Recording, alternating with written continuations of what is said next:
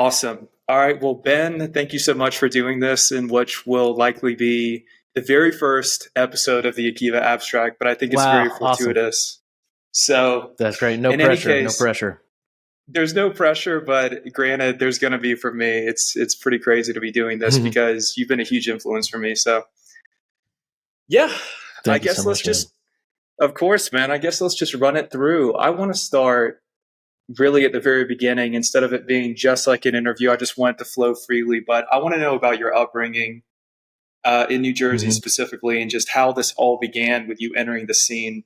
Yeah, so I came up in New Jersey. I think I was just really lucky to in terms of the music scene to be where I was at the age I was geographically in the place where I was at. So I started getting into punk rock, and I became aware of a local scene in New Jersey that was going on at like pretty much right before the year 2000. So in the late 90s, when I was in high school, I started going to punk rock shows and got really into playing music. And I started playing drums when I was in 4th grade, and told my friends to start playing instruments too, because I really wanted to be in a band. And little did I know, at that same time in the early 2000s, there was this energy bubbling over for this kind of music that I loved and all my friends loved. And there was something in the water in New Jersey, I think, at that time, because there were a bunch of other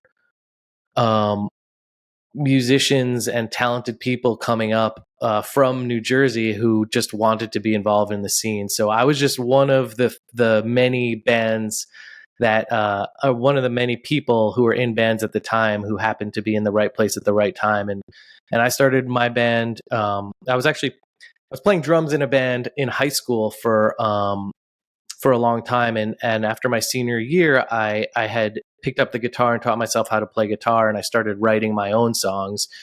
So at the end of senior year, I was like, hey guys, I love you, but I need to start my own band. And I called it Armor for Sleep. And that's when I was 17. And that's still the band that I do today, even though there was a big break in the middle there.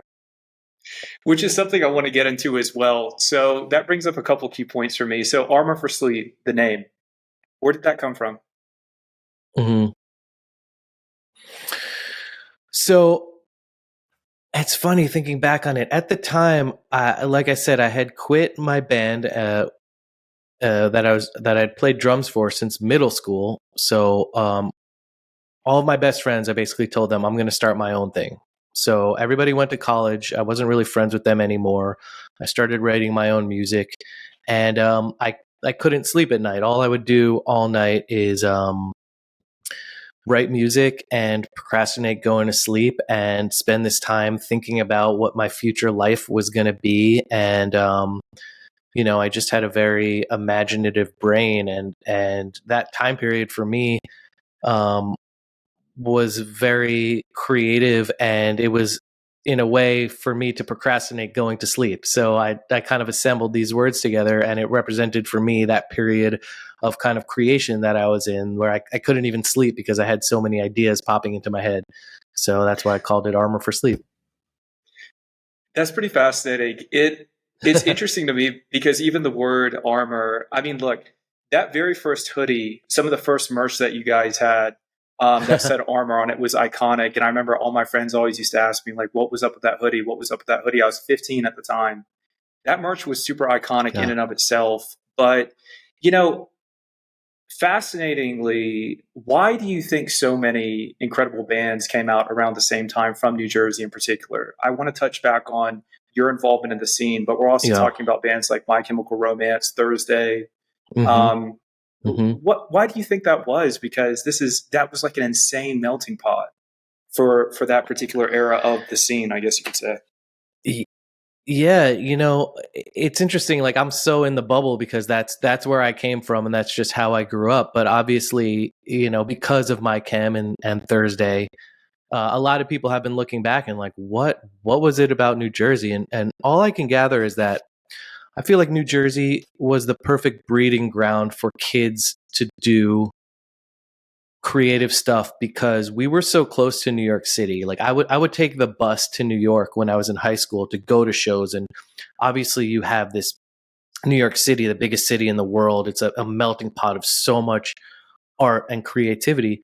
But the kids who grew up in New York City, they were surrounded by all of that, but they didn't have the space in their homes to maybe play instruments as loudly as kids from New Jersey did. So one of the benefits that we had is we would go to these amazing shows. We'd be influenced by all these punk bands playing in these clubs, but then we'd go home to our houses in the suburbs, and like my mom let me have a drum set in the basement, and so all my friends would go over and jam. And I feel like the suburbs let kids breathe a little bit more, and there's a little bit more freedom in the suburbs. So New Jersey had the proximity to New York, but the safety of the suburbs, and they're just also a shitload of kids in New Jersey. It's a very densely populated state.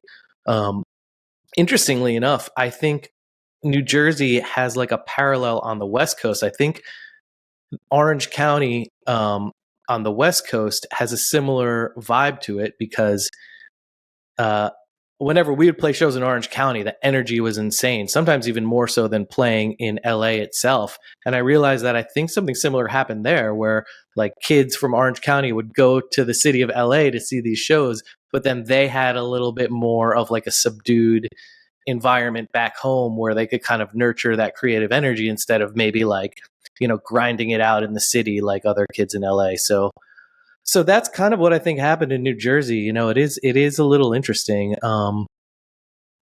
that it popped off so much, but yeah, that's the best that I can figure out. It's sensible. I mean, it was definitely a microcosm in and of itself for the scene. But yeah, I mean, I grew up in a small town. I wouldn't say with proximity to Atlanta, but with regards to that, I mean, there was some breathing room. And I think you could have some really close-knit relationships with your friends in a way that was kind of devoid of like the city culture. You know how the city culture is like in both LA and New York, where it's like a pressure cooker. It's like you're constantly being fed all of this stigma all the time. So to your point, you can have a reprieve and still focus on going to shows and hanging out with your friends. But speaking of New Jersey, another question I wanted to get to, because you had mentioned to me, of course, you're Jewish. I mean, that was super obvious to me growing up. I'd read that. I always look at it like I was juxtaposed between these two worlds of having an individual identity and a collective identity that you don't see a lot. The only other reference point that I can think of, Ben, is probably David Draymond from Disturbed, or maybe there were some hardcore singers back in the day who were both Jewish, but at least the element of like being proud of your ethnic identity and being so immersed in the scene. Okay, so speak to me on what it was like just growing up Jewish, and also just speak to me on if that influenced your work at all. Yeah, I was reading a little bit about you and your upbringing in Georgia, being a Jewish person from Georgia, and it's interesting, and I realized something about the way the two of us came up, and I feel like we were on two different sides of the same coin. And what I mean by that is, if I'm not mistaken, and I don't want to put words in your mouth, you were a Jewish kid in Georgia, and you stuck out like a sore thumb because of that, right? Like from what I read about you, you were picked on because of that. So what's interesting for me is it was kind of the opposite. So I grew up in northern New Jersey, which is a very Jewish part of the country. Not only that, I was raised in a very Jewish household, and my parents sent me to a private Jewish day school. So I actually never went to public school. My entire history of school from pre-K through 12th grade was a dual curriculum Jewish day school where I was speaking Hebrew half the day and English half the day. And also, I was around so many Jewish people being in New Jersey that it wasn't until I started touring in my band, and like when we would go play places like Georgia and all throughout the country, when I would talk about something Jewish, my friends would be like, there aren't that many Jews here. Like people might not know what that is. And I was like, what do you mean? And it wasn't, so like, it wasn't until then that I realized that like a Jewish identity was actually maybe like more important than it was growing up, because growing up, it was almost like, something I took for granted. And it wasn't until I started touring around that I realized that it was interesting and a little bit different, and something that I I should have pride in, and I do have pride in it.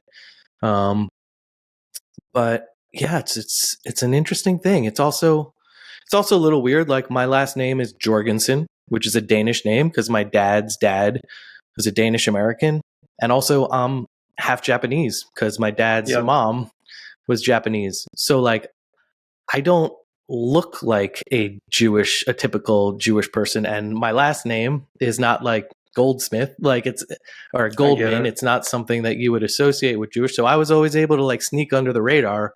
So it's something that if I didn't want anybody to know I was Jewish, I would not have to say anything and I would sneak under the radar. So I could choose to live like that, or I could put it forward. And that's what I've tried to do, in small ways. And honestly, I wish I had the opportunity to be more vocal about it,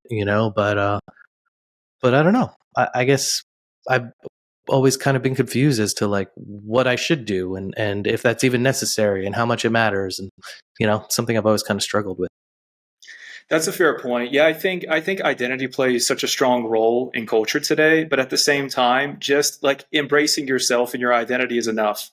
Like, for example, what you decide to do through your art is representative of you, obviously, and through your work. But with regards to your identity, it just sits in the background. It's something that you wear, you're proud of. And I think that's enough. That's what I've always said. But I will say this before the next point.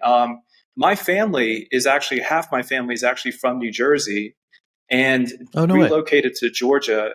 And through that, actually, I would have stayed in Hebrew school. That was my common trajectory. But due to divorce, basically things got a little bit discombobulated. So that angst and that rage, I guess you could say, of not being able to conform also pushed me farther into the alternative music scene, because that was my only reprieve in a different capacity, in that I didn't play in bands. But still, that's why I got into the scene. And actually brings me to my next point, because it brings me back to emo and back to Armor for Sleep. So here I am. It's 2005.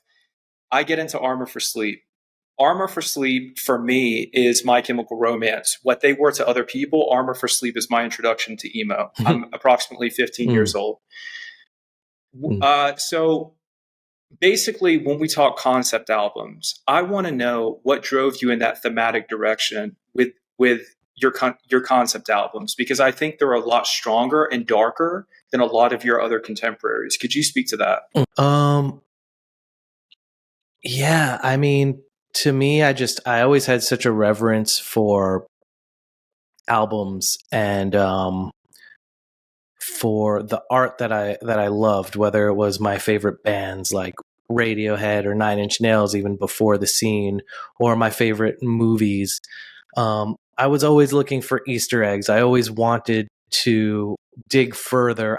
I was never the guy that just said my favorite song was like the catchy song that was on the radio. Like I just have always, my relationship to art has always been, I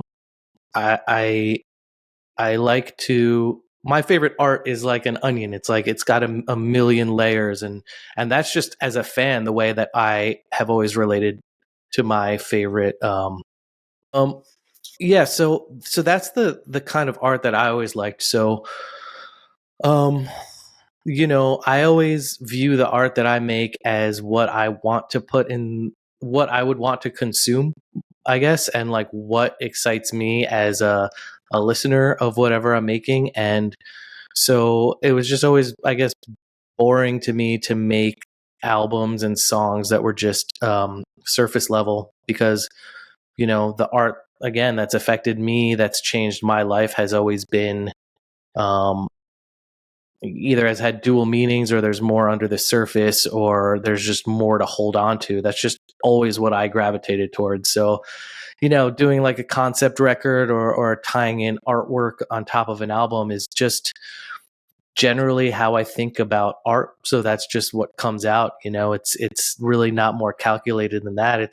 I mean, I guess I just do what I think is cool. Like, I'm sure you're the same way, with your art, like, you just want to do something. I mean, ultimately for me, when I break it down, I think the entire point of art that I want to be involved in is art that makes other people think about their existence, and the more challenging it is, or the more it engages with people's emotions or thoughts, then the more successful it is, because that's art. We have Completely. There's that's the amazing thing about art. Yeah. So. Well, there was, speaking to that point though, there was a level of complexity, as you said, to what to do when you were dead. There was a level, like when I first heard that album, I was obviously very young, but I could immediately sense there was a level of complexity, because being that it was a concept album, sure, but it's rather dark. And I kind of wanted to always hear from you the themes of that album, because my understanding, and correct me if I'm wrong, was basically there was a relationship gone awry, and at some point the guy drives off a bridge, basically into a body of water. Yep. And basically it's him articulating kind of that experience of transcendence and coming back to Earth. But maybe you could speak more to that, because I've always wanted to know. Yeah, no, that's right. So it is a concept album that starts off with somebody who, like you said, commits suicide, and then, the thing, talking about Jewish upbringing and maybe the fact that I was in religious school, I kind of thought about these things a little bit more than some other people. But I think the whole album goes off this point that, like, let's say, you're miserable in this life because you think there's an afterlife waiting for you where everything's going to be okay. But one of the things that makes you miserable about being on Earth is that you can't be with the people that you want. So you kill yourself in order to go to heaven where everything's going to be good. But those people that you loved are not going to be there. So, like, is there, like, what's the point of doing that? And so the literal meaning of the album is somebody, a fictional character, dealing with that they've ended their life because they were miserable, but then they realize that there's all this unfinished business, and they wish they hadn't done it. So that's another thing about the album is I think it's actually a lot more of a warning to people who are thinking there's an easy way out to problems in life. It's just posing the question, like, maybe there's not, and maybe the actual answer is that we have to face our demons instead of just, quick solutions.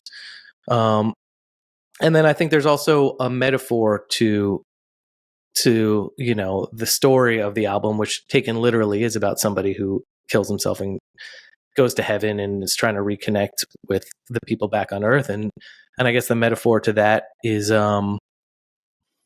just taking the easy way out and searching for happiness and trying to figure out who we are. And yeah, that's what I was trying to do, I guess. No, it's perfect. Well articulated, by the way, too. Now, I've been curious about that for so many years, because, when you have a favorite album, because I would rank that specific album in one of my favorite concept albums and albums in general. So I've always had it, for all of these years. But every time I revisit it, it's resonated differently, because obviously I've gained maturity and experience. So just hearing it now from you kind of comes full circle. So that's very fascinating. When Armor for Sleep initially disbanded, I want to say it was around 2009. And I remember your first reunion show was in 2015, if I remember correctly, because I was in LA at the time and I really wanted to go, was unable to. And I was just jamming you in the car, basically, Armor for Sleep. And what led to, because I want to kind of go through that period, what led to the initial disbandment of Armor for Sleep, and what keeps you coming back? Yeah. Man, so 2009, so I guess we're on the topic of What to Do When You're Dead. So What to Do When You're Dead was our second album. We were signed to an indie label, Equal Vision Records, and What to Do When You're Dead did really well for an indie label. It sold a couple 100,000 copies, and this was at the time when My Chemical Romance was blowing up and Fall Out Boy were blowing up. So major labels were like, emo is, the next big thing.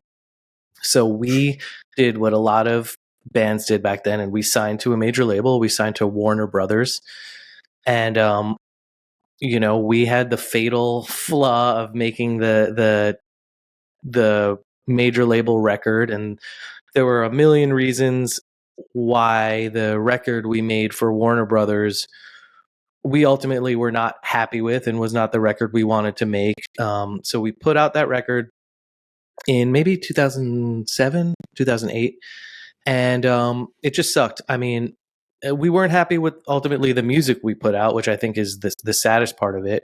I mean, there were parts of it that we did like, but I think in the end, to me, it felt like a compromise. We were just trying to do the right thing for the adults in the room. We were signed to these big, like, historic figures in the music industry that like signed Rage Against the Machine and Pearl Jam and signed us, and they wanted us to keep trying all these different songs. So we were trying to please them instead of doing, ultimately what I think I wanted to do in an album.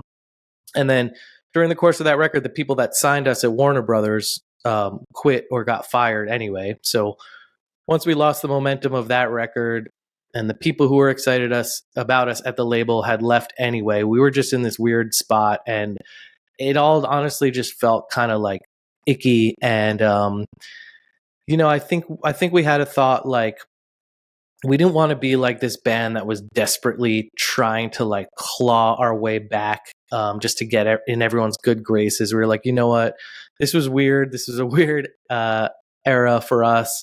Let's just kind of like put the band to bed for a minute. And we didn't really have an idea of if or when we'd come back, but we just knew that things were just pretty weird at that point. So so we just walked away from it.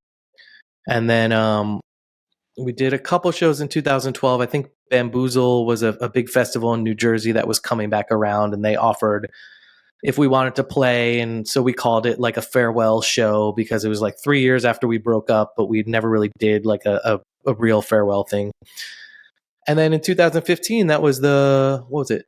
There's a 15-year anniversary of the 10-year anniversary of What to Do When You Were Dead. So we're like, yeah, sure. Let's do those shows. And it was a blast. And we saw that people were still, interested to see us play. And so that was always an interesting thing to see, that the people were still there. And for me personally, as a songwriter and, someone who still likes to do music, I've always had more, I guess, in the tank. And, I guess a combination of having there still be people at the shows and this interest in the band and me still having more to say, those two things kind of were like, well, why not make more music, as Armor for Sleep? Like, I love doing it. I still have a lot of life that I'm living and songs that I think other people might resonate with. And, we're not all going to be here forever. So why not at least try and put more art out instead of just not, I think it's a better use of my time. And ultimately, I like creating art that can affect people. And yeah, again, we're not going to be alive forever. And I think I just had a moment where, like, I think the older I get, the more aware of the length of my timeline I become, and also, I know What to Do When You're Dead. I wrote 20 years ago about being dead, but I'm not sure how much actual personal loss I had experienced with people in my life who have died. And as we all go through life, we all experience death and people around us dying more. And I think just over the years, I've become more aware of my own mortality. And if anything, that's motivated me to want to create more. Because ultimately, I think art is what makes us uniquely human. And one of the things that I think is probably the most special about us. Like, I don't think humans are good at doing most things, but I think if aliens came to Earth, they'd probably be like, yeah, your art is pretty cool. And the tendency to want to have a shared artistic experience, that is uniquely human. And so, yeah. So that's why I think I've enjoyed doing it again. Yeah, it's fascinating you say that. I agree with the notion that probably the thing that humans are in fact best at is making art, and maybe that would be our legacy in the entirety of the universe. we can surmise that there's probably more advanced beings than us. So our technology certainly wouldn't be the pinnacle of our contributions, but art. And I would think your music would be there as well. So, and I truly do mean that. I don't know about that. Well, at least for me, certainly. For 2015, thanks, yeah, of course, 2015 was an interesting period because if you remember correctly, I think the disbandment of the band coincided with kind of the ebb and flow of the entirety of the emo scene. A few points. Yeah. Number one, do you remember when emo was still a pejorative? And do you feel like it has taken on a cool factor? For example, when I was in high school, if you were called emo or said the word emo, it was most definitely a pejorative. Somebody would say, "You're emo." In fact, I remember wearing an Armor for Sleep hoodie. I had my red and black hair, and a girl yelled at me one day, "Emo," and she kept walking. I was like, "What just happened?" But now we see a resurgence. And using that term in a positive manner. What is your take on that, having seen it from the beginning, the pre-MySpace days, to the MySpace days, to now? Yeah, it's so funny. Coming from New Jersey from the early 2000s, I remember when Armor for Sleep started, even before that, actually, when I was in high school, the first time I heard the term emo, this was literally in 1998. They were talking about how emo was no more, that emo was these bands from the Midwest. They were talking about like Cap and Jazz and American Football and these bands that I didn't know anymore that weren't touring. And they were like, yeah, that was emo. That was pretty cool. And I remember, one of my favorite bands of all time was Thursday from New Brunswick.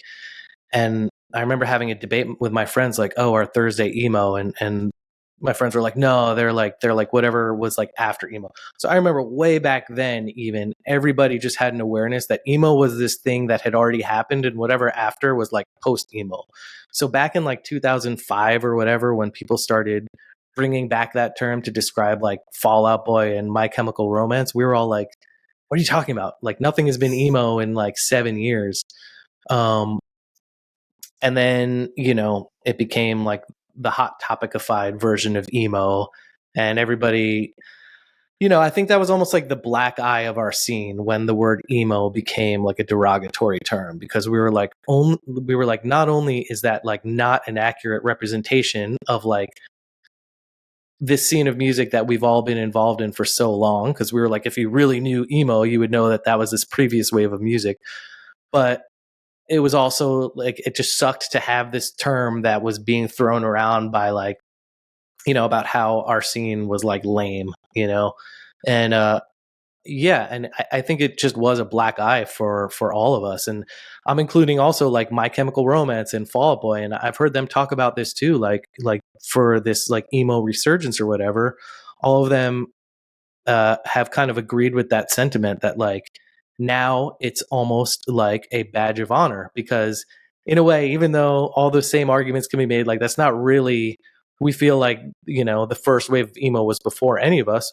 Now we like embrace it because we're like, okay, you're using that in a positive way. Like, yeah, I loved emo. I loved My Chem and Fall Out Boy and Armor for Sleep. And like, if you're using it like that, then like we will gladly embrace it just as a blanket term for all of us. But yeah, it is, this whole emo resurgence has been very, very interesting. And I was actually just talking about it today. Somebody was asking me why I think it came back. And yeah, I don't know. I think what do you think about it? Why do you think it's come back with such strength? Well, speaking to the technological component, of course, TikTok, but I'm curious as well, because to your point, 2015, the reason I go back to that particular year is that was right before I think there was a fragmentation that occurred in the scene. So I think, things went in the direction of alternative rap or rap in general, and, rock, basically a rock band. So we saw the SoundCloud, element come into play in a major way. And then you saw this complete stratification in the alternative scene.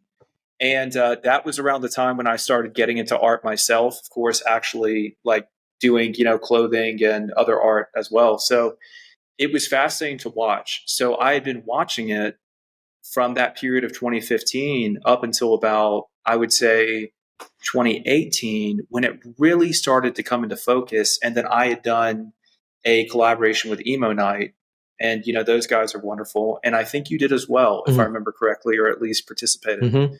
Um, but to your point, Ben, I gotta say, I don't know. I don't understand it. I think there is a nostalgia factor. There's a nostalgia from people who never experienced it, and there's a nostalgia for people who, around our age, who did experience it in a major way. Either way, I love it because I never left the scene.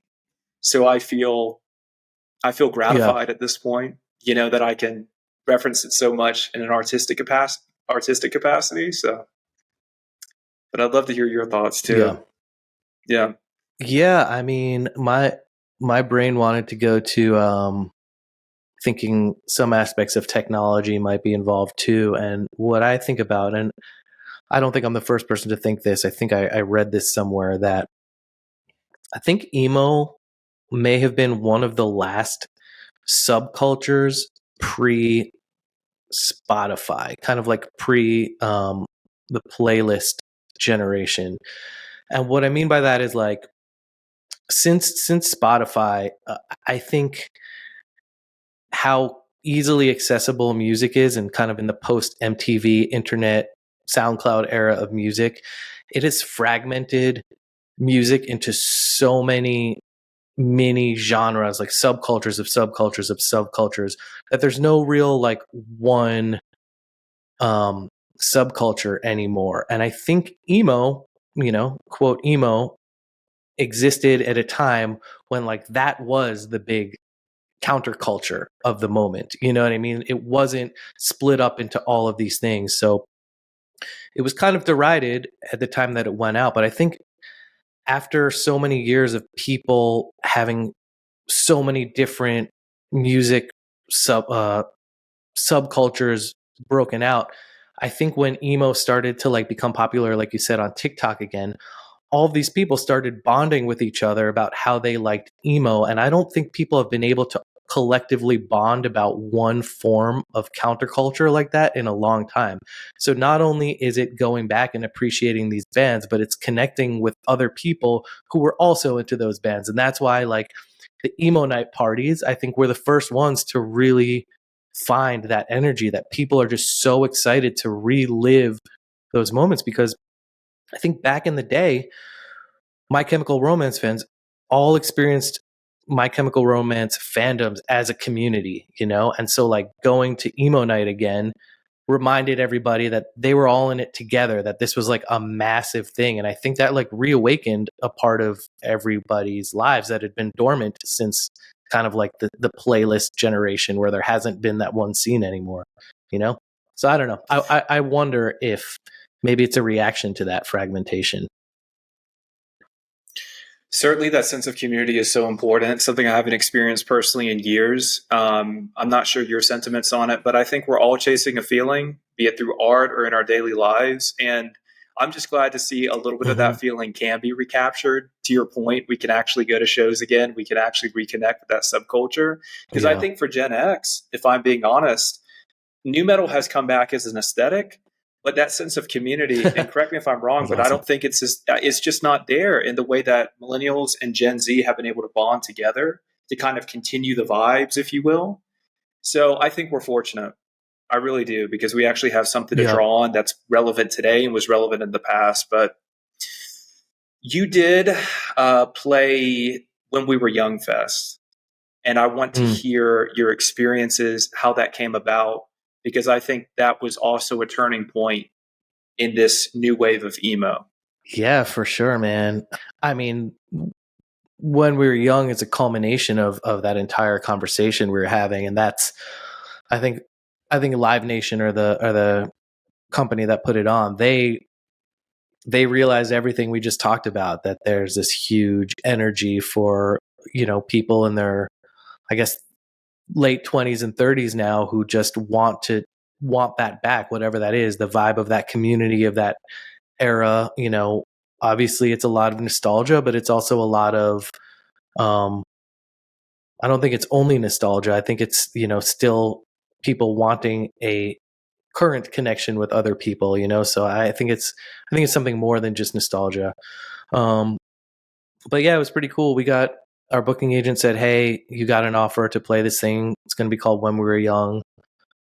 You're not going to know about any of the other bands." And all we knew was that My Chemical Romance, they were in negotiations with My Chem, and if My Chemical Romance said they were going to play, and if they could work out the contract with My Chem, then the festival was going to happen.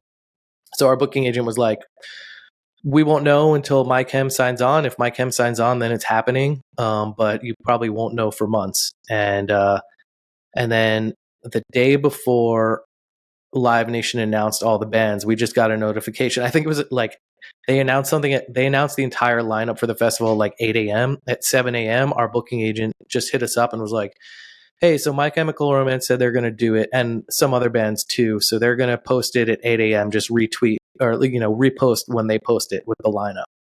And we're like, "Okay." And then obviously they posted it at 8 a.m. and we're like, "Oh my god!" Like we had no idea that it was like every single band.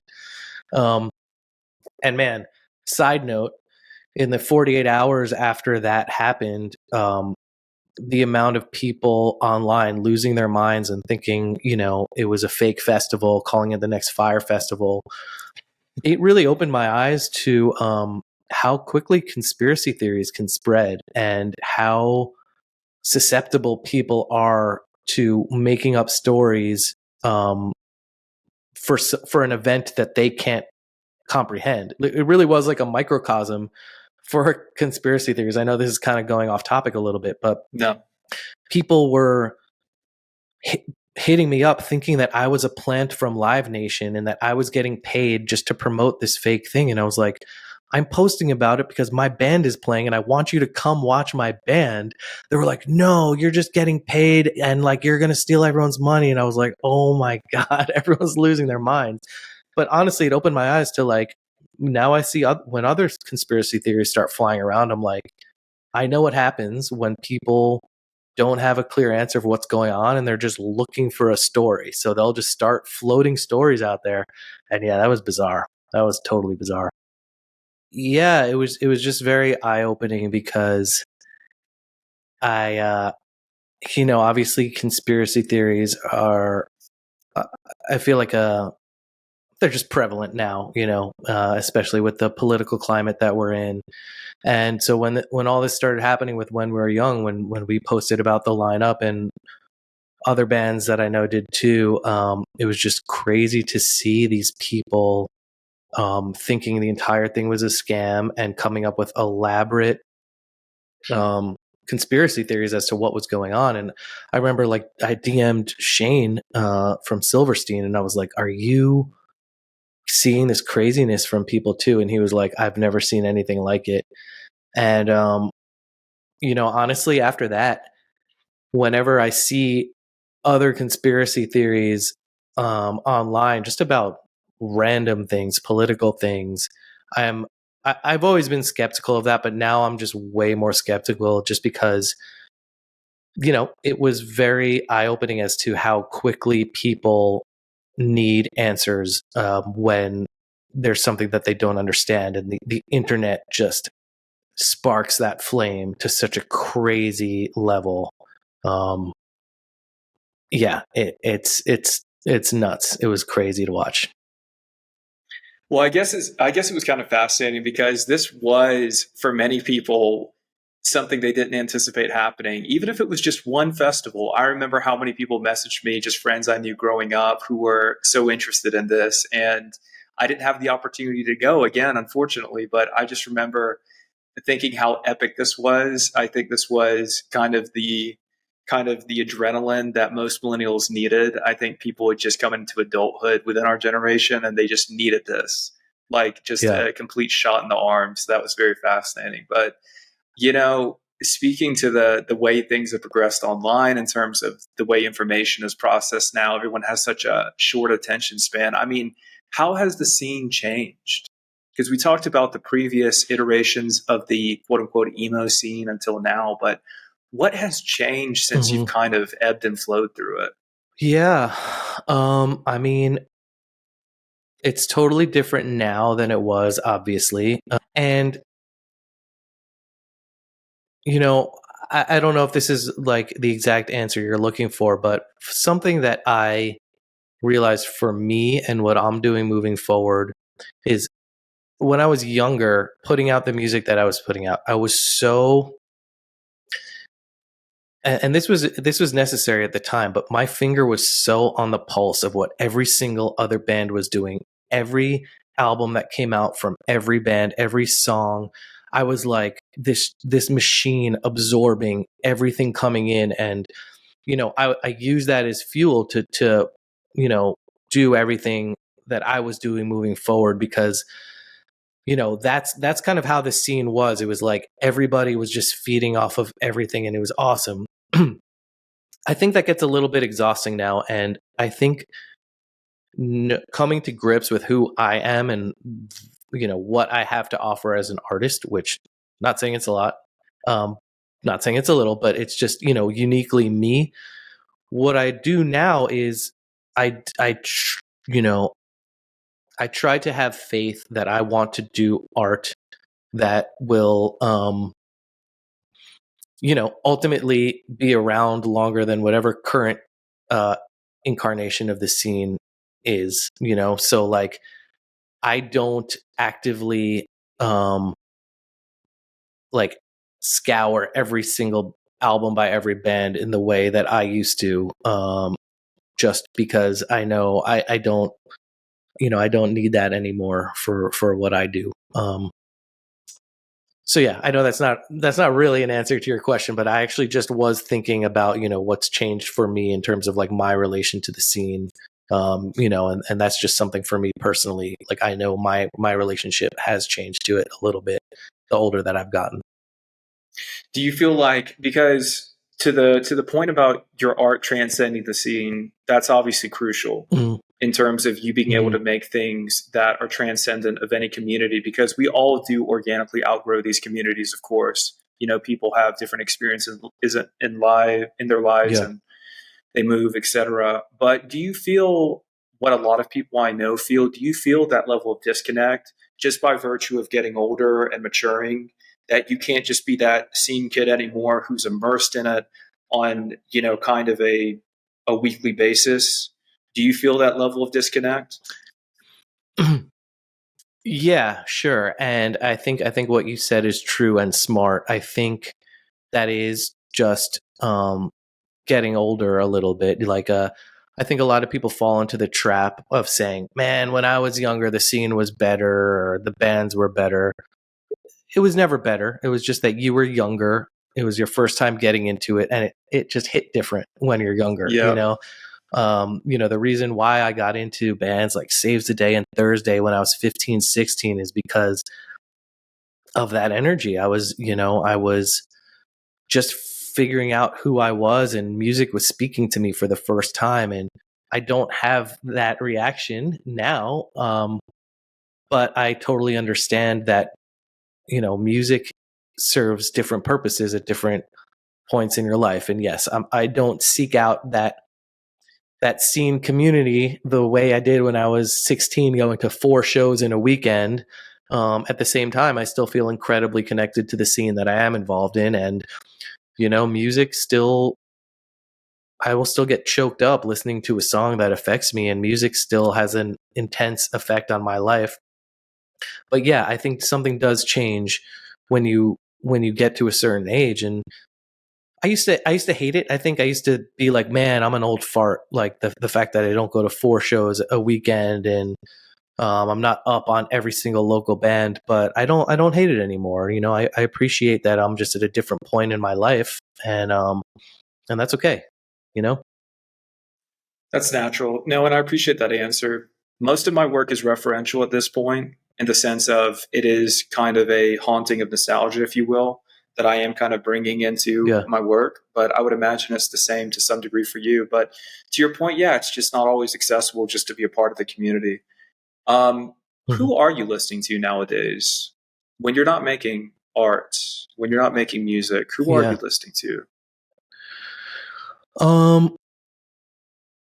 A short answer, and probably the most truthful right now, is I actually am listening to a lot of super heavy music, and so my girlfriend is a big metal fan. She listens to everything up to like death metal. Like Lorna Shore is one of her favorite bands, and I love that. I love that too. And I think just being with her, I've gotten more into it. So to answer your question, the bands I'm listening to now, I think are the bands that are pushing the edge of metalcore. One of my favorite bands is Sleep Token right now. I really like Of course. Spirit Box.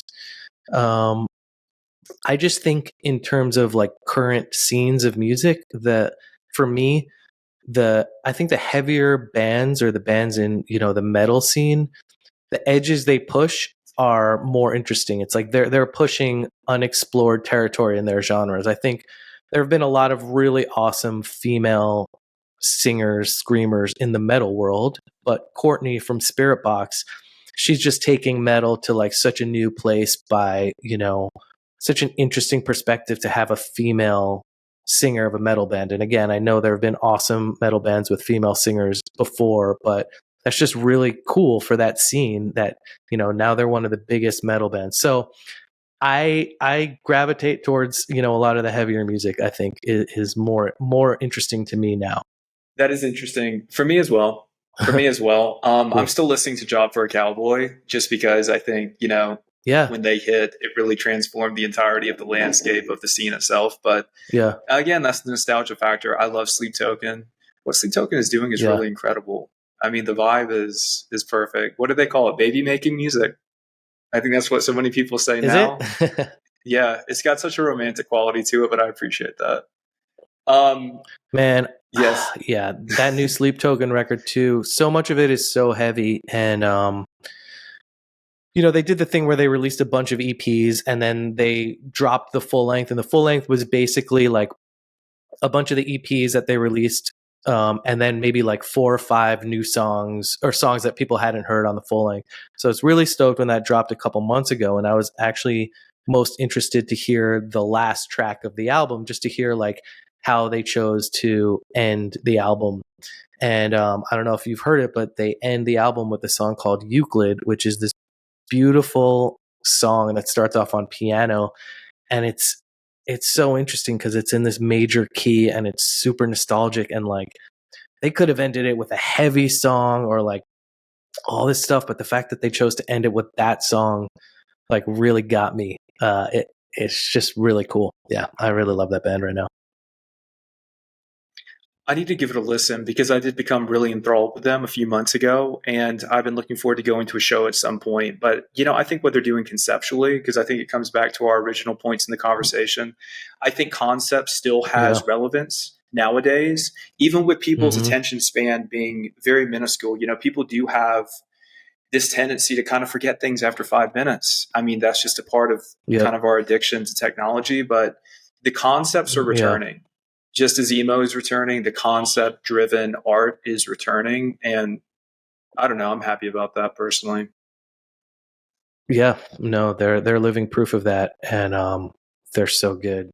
And it's so good too that, I mean, I know people have ideas about who they really are, but that everything is just anonymous. That's so like on top of everything, they're like, no, we don't care for personal fame. We're just doing it as a project, and none of them want any personal recognition. That's just a cherry on top. Like, how cool are these guys that they're doing that? That's so cool. Dude, that's wild in today's age because, at the end of the day, we are overexposed, and maybe it's out of necessity because we kind of have to be, but because there's so much fragmentation, as you said, but that is wild when you think about it. Like the fact that they're remaining anonymous intentionally. Yeah. I don't know, that's pretty wild to me. So cool. So this is kind of interesting to me, speaking to like the way, the scene is set up now, but you had some really interesting experiences back in the day. For example, you guys were featured in Burnout and maybe featured in some additional video games as well. That's kind of wild because Yeah. these were pretty big titles, and the fact that I remember this is kind of crazy. Could you speak about those experiences being like in video games or movies, the Transformers soundtrack, for example, things like this? Yeah, I mean, that excited me more than anything else to be in a video game or a movie. I mean, I remember being so excited when we were on the Transformers soundtrack. I mean, to be honest, it's not like we won some award because we were so good that we got to be on that soundtrack. That's when we were signed to Warner Brothers. Transformers was a Warner Brothers movie, and they were like, Armor for Sleep is a new act. Let's put them on the soundtrack. But yeah, I mean, I've always loved art in all mediums, especially movies. So to be, have our song in a movie, to me personally, is the coolest thing ever, and it was the coolest thing then. And yeah, we had songs in a couple video games, and we made some fans that we still have to this day that knew our songs from. I think there was like an NHL game that had one of our songs on it or something. Yeah, so cool. I mean, that's the best. And that also opened up my eyes to like, yeah, the fact that the band has always, I hoped, just been bigger than, something that plays shows. I always wanted it to kind of creep over into other mediums as well. And I have interest in other mediums as well too. So, yeah. Tell me about some of those interests before we touch back on some of the more recent work that you've done. Tell me about some of those mediums you've been involved in and what projects you've been working on outside of the band.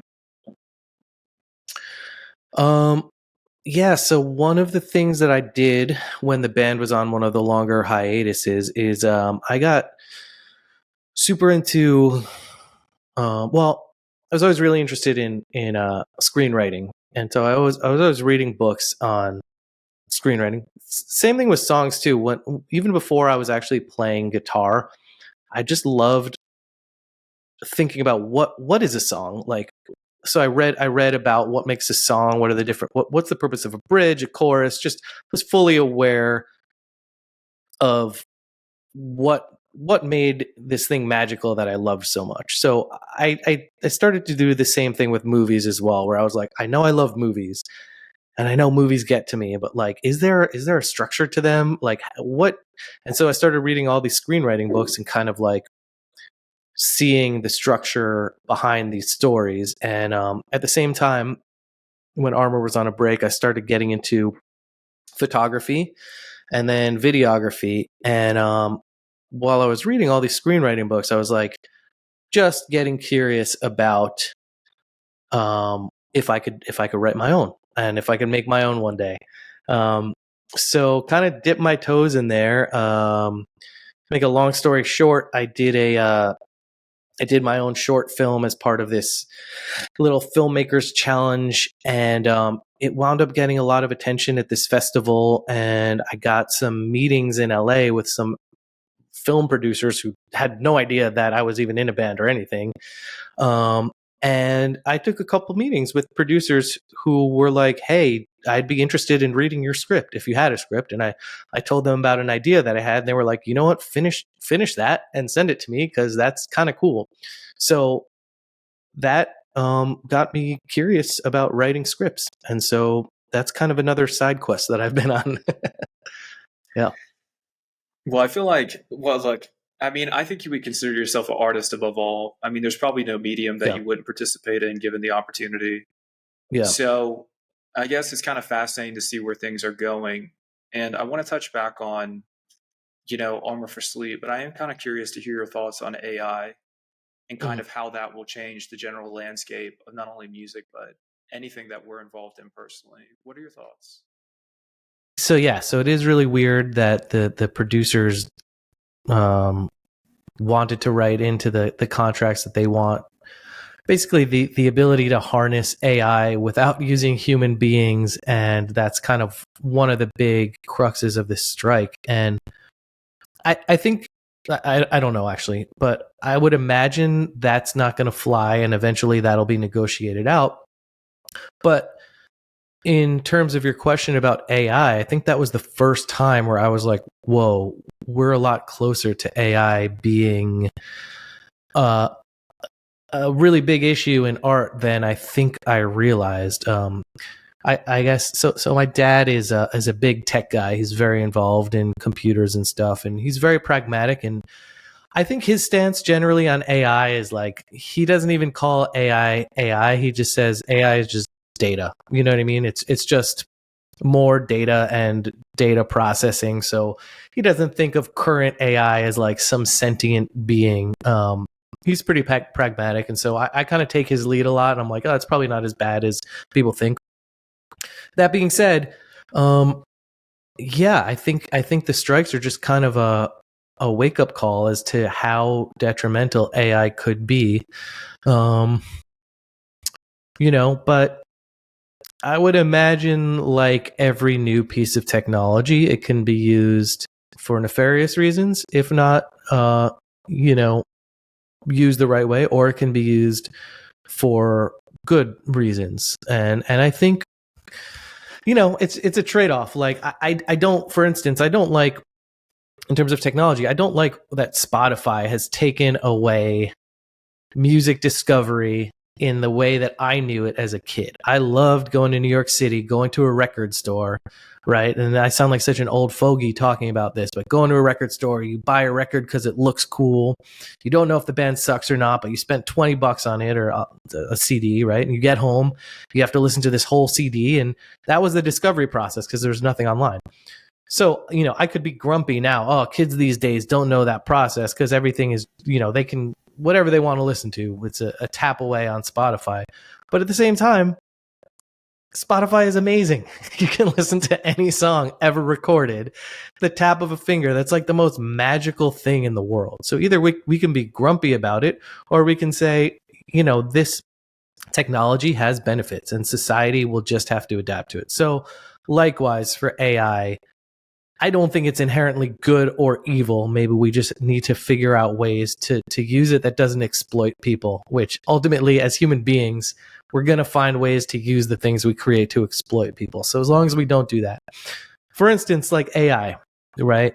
Something really cool from my understanding, I'm not a coder, but ChatGPT makes it really easy for non-coders to be able to make their own code. You know what I mean? So that kind of levels the playing field, and is that bad or good? Ultimately, I think that's good. Like, just like how a MacBook has an entire recording studio on it. Now you don't have to go to recording school to learn how to record music anymore. Is that bad or good? I don't know. I know Phineas and Billie Eilish recorded an amazing album together on Phineas's laptop. And that piece of art would not be in the world unless that technology was there to make it so easy to use. So ultimately, I think simplifying technology is easy. So yeah, so I think it's AI is going to have some pitfalls, but I think that's kind of just like everything. What do you think? No, I'm completely with you. I mean, it doesn't keep me awake at night, certainly. I like to think that the human condition needs improving. To your point, if art is made easier, like I said, I think it's really all we're truly contributing is, as human beings, whether we realize it or not, at the end of the day, I think is art. Maybe nowadays it's called content. I don't know. Everything eventually does become content, but yeah, I'm not concerned because I think in the interim, it'll make our jobs easier, as you said. I mean, a big part of why I wanted to do this podcast was the ability to set up a remote studio that, even when traveling, I can have these conversations with people I admire and respect. And technology has simplified it in a way that I couldn't have even done it 3 years ago.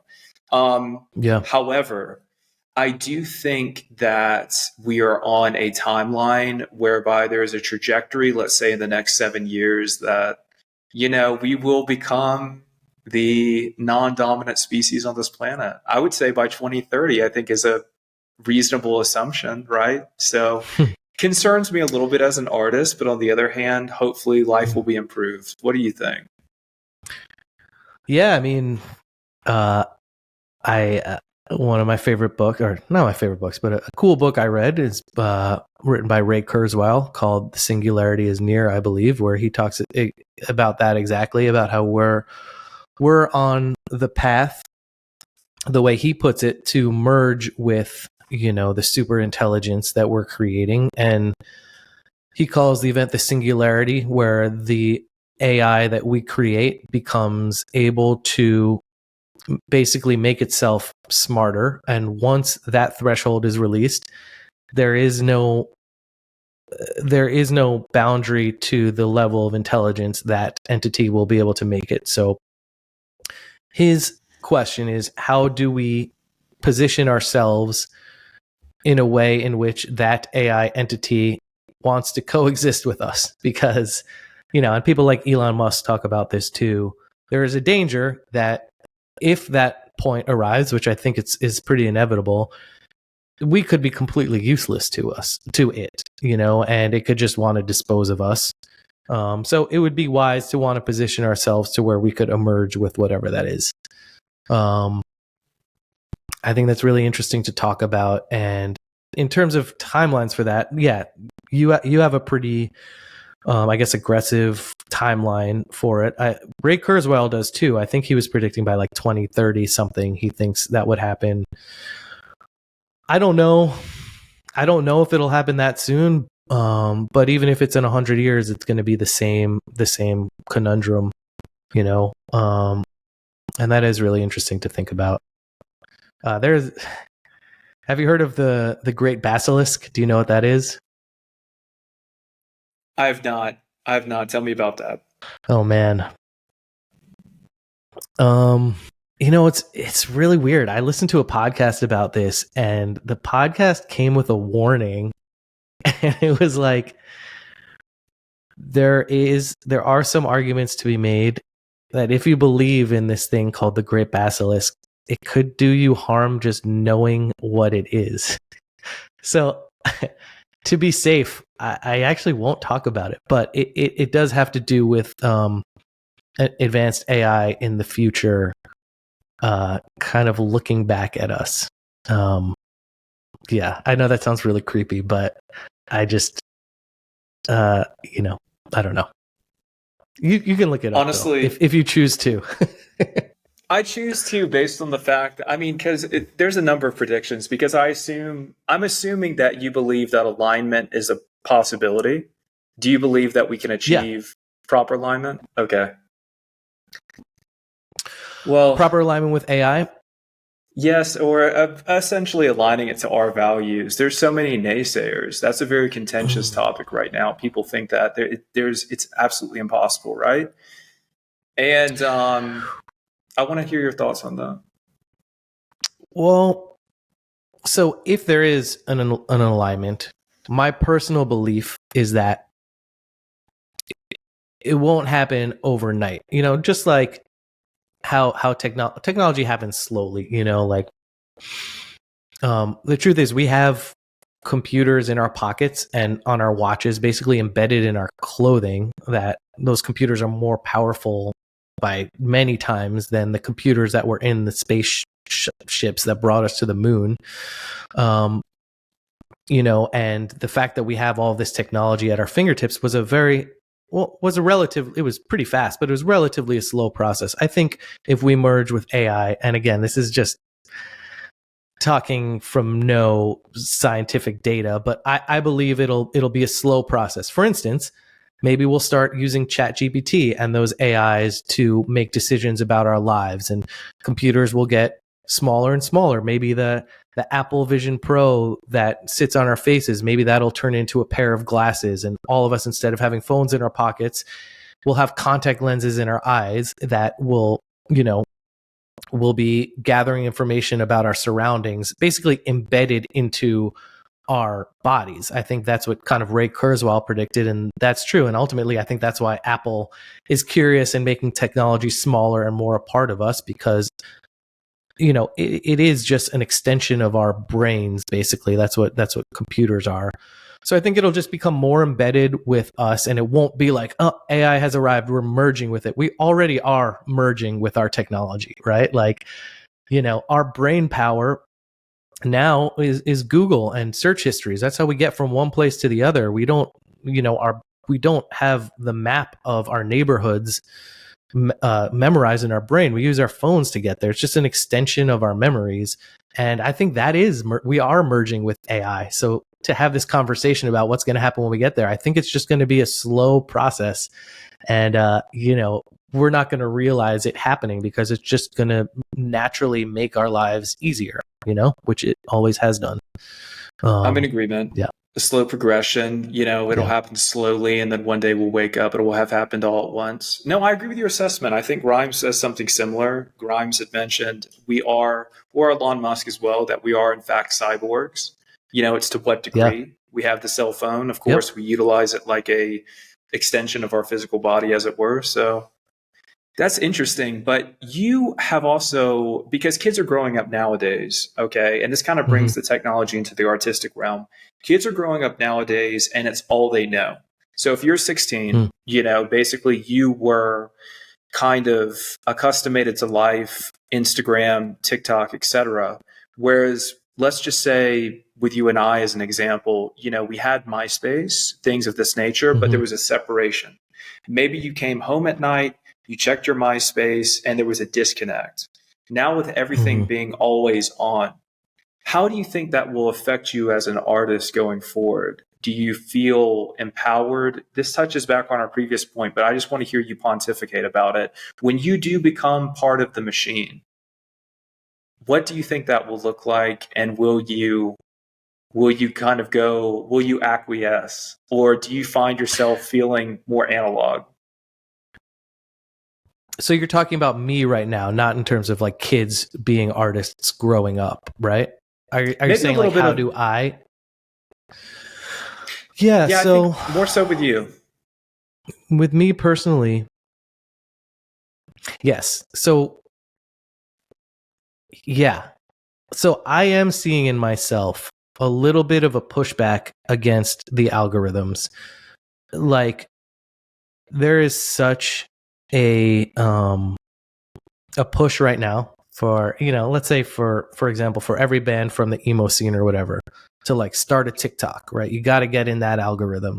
And I understand that there's benefits of that. And I'm always down for like embracing new forms of technology. But for me personally, as an artist, I'm noticing myself wanting to kind of do what I want to do, algorithms be damned. And like, I know if I personally chase those algorithms and chase whatever the current trends are in order to get the most eyeballs and most views, I might win at that process, but it won't be Armor for Sleep and it won't be me. Like me chasing that stuff, I know there is a world that I could form the band to kind of do that, but ultimately that's not what I want to do. So I think to make the most pure thing, I actually have just been like ignoring that, and like I'm just going to do what I think is going to have the most emotional impact. And if that means that it won't be discovered now, that maybe years after I'm gone, years after the band is gone, that some people will find it on whatever app is connected to their brain. I'd rather do that and have the product be something real than be so concerned with the now aspect of it. You know what I mean? Yeah. Like I just know sacrificing my art for the immediacy of consumption would do that. It would sacrifice the integrity of it. And so that's why I'm kind of looking the other way in terms of what I'm creating now. And it might be detrimental to what I'm doing in terms of, again, how many people see it and whether or not it goes viral. I know it won't, but that's okay. Well, I mean, maybe the purity of the art is really all we have left in accordance with us being artists. Is there, if we understand that trajectory of where things are headed with AI and where things are headed in the future, maybe this is the best way for us to proceed now, is just make the purest, most authentic things that we possibly can in our limited, time period on this earth. Like you said, mortality, I think, drives us both. Ben, that leads me to the new album. When the new album dropped, it was actually a surprise to me. I was on my phone and I was actually looking up your older records and saw that you had released this new album. And so I was pretty ecstatic about that. Tell me what the thought process was leading up to this new album, from when you started recording it to how it came to be to now. Yeah, it's a very interesting story. So this album almost has two stories. So the first is that Armor for Sleep had just done. Oh, we were supposed to do the 15-year anniversary tour of What to Do When You Were Dead, but then COVID hit, and we had to postpone the tour for a while, so everyone was stuck at home. And I was aware that there was still all this excitement for the band, and I was still, feeling like really creative, and I wanted to. Because I had all this time at home because of COVID, I had this idea for a concept album that I really wanted to do after What to Do When You Were Dead. But because, as I talked about before, we chose to sign to a major label and we kind of like fucked everything up by doing that, I never got to do that concept album that I wanted to do. And my idea for that concept album was called The Rain Museum. I actually like pitched it to the label after What to Do When You Were Dead. So after What to Do When You Were Dead, we were kind of like the concept album band after that point. And I was like, okay, the next concept album is called The Rain Museum. It was based on a short story that I started to write. It had all these like sci-fi elements. I wanted a book to accompany it. And back in 2008, when we signed to Warner Brothers, they were like, no, that's too complicated. It's too heady. Don't do it. And so we wound up doing the album that we did then. So anyway, flash forward to 2020. I was like, okay, we're home because of lockdown. There are a lot of themes of this post-apocalyptic album that are very similar to what was going on with COVID. I was like, maybe now is my time to fully realize this album. So that was going to be the plan. The second part of that story is that during COVID, unfortunately, my marriage of 8 years ended. I went through the darkest chapter of my life. It was a brutal divorce, and it was in the heart of COVID.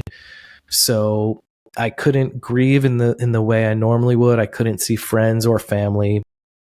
And I was like, well, the one thing I do have now is this album that I want to focus on. I want to revisit this concept album I never got to complete. So I went to start writing it, but everything that I wrote in this story that I wanted to bring back was the breakdown of my relationship coming through. And no matter how much I tried to fight it, this was my life, is this incredible loss that I was still living through. There was no time that had passed. I was in it. And I had to take a moment. I was like, okay, either I stop writing about this breakup, or like I was at like a crucial point in the process, and I was like, you know what? I think I have the answer. Is that like I had to combine basically these two things. So I had to combine this concept album that I always wanted to do with this really gut-wrenching breakup that I was going through. And I didn't want to do it, but then I was like, wait a minute, like that makes sense for the story that I wanted to tell initially, because it was about a lot of loss and a lot of stuff, but I was actually living it. And also this terrible breakup that I was going through shared a lot of the themes with this like sci-fi album that I wanted to write, because there was a lot of like occultism and a lot of like symbols of this like broken world in this sci-fi album that like, I started seeing things in my relationship that were like almost like religious symbols. Like to me, there was a lot of bits of like movies like Eyed Wide Shut, where it was like a relationship was like this like cult experience. Anyway, so it made sense to combine the two things. So that's what it is. It's a mix between me trying to resurrect this concept album that I never got to make, and a very real breakup album of this like super messed up time in my life. But again, that was me not like, I didn't run that by a committee. I didn't, that was just what I wanted to come out of me. And I just did it. Yeah. Okay. So I actually have a few points to be made here. That is interesting, because I did sense, obviously, when I first listened to it, I picked up on the themes very quickly, and kind of was familiar with what you were going through. But I wanted to ask you about it, of course, personally. You had mentioned something just a second ago about occult themes and symbolism. Could you speak more to that and what that looks like in your mind? Something I'm very interested in, more the positive aspects of these, let's just say from the perspective of Kabbalah, things of that nature, I'm very interested in esotericism, but tell me what things you're referencing in the Rain Museum. So, I guess for me, in the breakdown of my marriage, my relationship, it did feel like almost like that the REM song "Losing My Religion." I think he's comparing his relationship to his religion. You know, it almost did feel like, in some ways, you know, your relationships in your life become akin to a religion. You know, you have rituals, you have, you know, you've built your entire life around a person and around this thing. And for me, the breakdown of the relationship almost did feel like I was losing my religion. It felt like my entire belief structure about who I was, about who this person was breaking down. And, you know, I started to feel like, you know, there were all these hidden symbols in analyzing the relationship. It felt like somebody looking through these ancient texts. And, you know, part of the reason why Eyes Wide Shut resonated with me so much is because I feel like Stanley Kubrick was using this movie to compare the protagonist's relationship to almost like a cult, and the breakdown of their relationship. It's almost this overpowering entity that controls them both. So yeah, so that's kind of how I use those religious ideas mixed with the you know, the emotional aspects of a relationship breaking down. That is a super interesting juxtaposition. I think that's not something that I would have recognized instantly, but I am a fan of Stanley Kubrick's work. And, you know, I would like to speak a little bit more to the album, then I have an interesting trajectory. Yeah. Firstly, speaking to the album, what is next in terms of Armor for Sleep, continuing on with this record? You've dropped the record. Mm-hmm. I know you're going to be touring again this fall. I know you're going to be playing shows. I'd like to hear a little bit more of that, because you had this resurgence in the mid 2010s that we discussed around 2015. And of course, with all the emo coming back, this is a continuous process. What does that look like going forward for Armor for Sleep after this record? So, you know, when I was younger, I felt like everything was on such a path. It was like, okay, we do this album, then we do this touring cycle, and then there's this. I feel like now, again, maybe it's me seeing my mortality. I just want to put out the biggest, best catalog that I can, and not be so concerned with micromanaging how it comes out. Because honestly, there's a lot of that album, you know, that we just put out, the Rain Museum. Like you said, people's attention spans are so much shorter, right? It's like releasing an entire album is a tough thing to do in 2023. Lots of bands are just doing EPs, but I'm like, I don't care, because I know eventually, maybe, hopefully, some people will break it down and start looking deeper into it. All I can do is just not be obsessed with how it's consumed, how quickly it's consumed, if people are going to get all the Easter eggs, if no one cares. Basically, my responsibility is just to put as much stuff out there as I can before I'm gone. So on that note, that's what I want to do. You know, I'm focusing on the next music, and when we can get that out there. In terms of touring for the Rain Museum, I don't know. You know, I mean, we definitely, so this fall we're doing the 20-year anniversary tour of Dream to Make Believe, because I think there's kind of a little bit of a demand for that. I don't know if there's going to be a Rain Museum headlining tour. I know in the fall we might take some opportunities opening up for some other bands. Maybe we'll put out some new music, and honestly, that's all I really want to do. I just want to put out interesting stuff to challenge people, to maybe make other people have interesting moments in their lives where they face what they're going through, and that's it. You know, maybe my manager would hope I would want more than that, but like, that's really, you know, I don't really have a goals in terms of, like, you know, I don't know, playlisting and stuff. Yeah. I totally understand. You spoke to opening up for some other bands as well. Yeah. That's kind of where things stand in terms of your goals and aspirations at this moment. What other bands are you thinking about opening up for, and kind of what's intriguing you? Because we talked earlier about what you're listening to now. Who would you like to open up for or play with?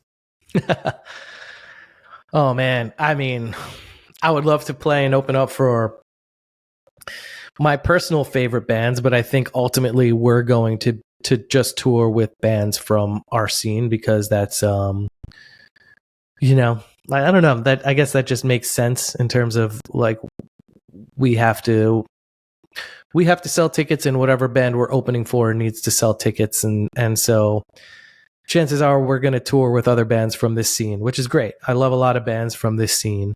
You know, again, a lot of my personal favorite bands, Radiohead, Nine Inch Nails, Sleep Token, bands like that. Like, I don't think there's a world in which we could tour with those bands. Would I, if given the opportunity? Of course. But, you know, I'm fine with also just being a fan and literally purchasing tickets to go see them and being like just another fan and watching them. You know, that's fine with me too. Well, look, that's sensible. Like, from a logical perspective that you make, from a business perspective, I totally get it. But and it makes sense that you're obviously going to be doing the anniversary tour of What to Do When You're Dead. But that album, the reason that I keep coming back to it, not just sonically, but conceptually, is it speaks to this generation as much as it did to ours. And I think that it has so much more to offer. You were talking briefly about legacy and kind of what your intentions are. And at the end of the day, maybe we have no legacy, because kind of once we're gone, right? I mean, that's the inevitability. Is we always talk about legacy, what we want to leave, but once you're gone, that's it. Yeah. But that album, I've been thinking about that a lot too. No, please. I would like to hear more of your thoughts on that. I guess it's a two-part question. Number one is, what does legacy mean to you? And number two is, what do you think about the way that specific album, What to Do When You're Dead, resonates with this generation as opposed to ours? Oh, man. I think, so What to Do When You're Dead kind of never went away. I think just the fact that it deals with death, and in a way that I don't think a lot of other, there are definitely some, but I don't think a lot of other albums from the scene dealt with. I think that puts it in a unique spot, because I think a lot of people who listen to that kind of music are of the age where they're thinking a lot about death, I think, for the first time. And it's just interesting to me how, you know, every few years there's like a new generation of people that find out about that album and like repost the artwork, and it's really cool. So yeah, I chalk that up to like the teenage mind thinking about death. And I don't know. Legacy is interesting. Like you just said, what does legacy mean? Because eventually there will be a last person to ever listen to Armor for Sleep, right? Or see your artwork, right? Like, you make something for someone that will listen to or look at when you're gone, but eventually that person that looked at it will be gone. So what did it matter anyway? Like, what is the point? You know, nothing is forever. Nothing's going to eternally be artistic. And, you know, for me, it's just about the human experience. Like, I was taught, and this goes up to my Jewish upbringing, and I was raised specifically conservative, so I don't know if the same is true in Orthodox or Reform, although it probably is, that what's most important in life is making other people's lives easier, right? Taking away suffering from other people. That's paramount. And that was always, I had really good rabbis and teachers who really, you know, taught that to me, that Judaism, at least the way they wanted to teach to me, values helping other people, acts of kindness. And why is that? I think because being conscious beings is a very, very weird and unique thing. And suffering is so bad. We're all here for such a short amount of time.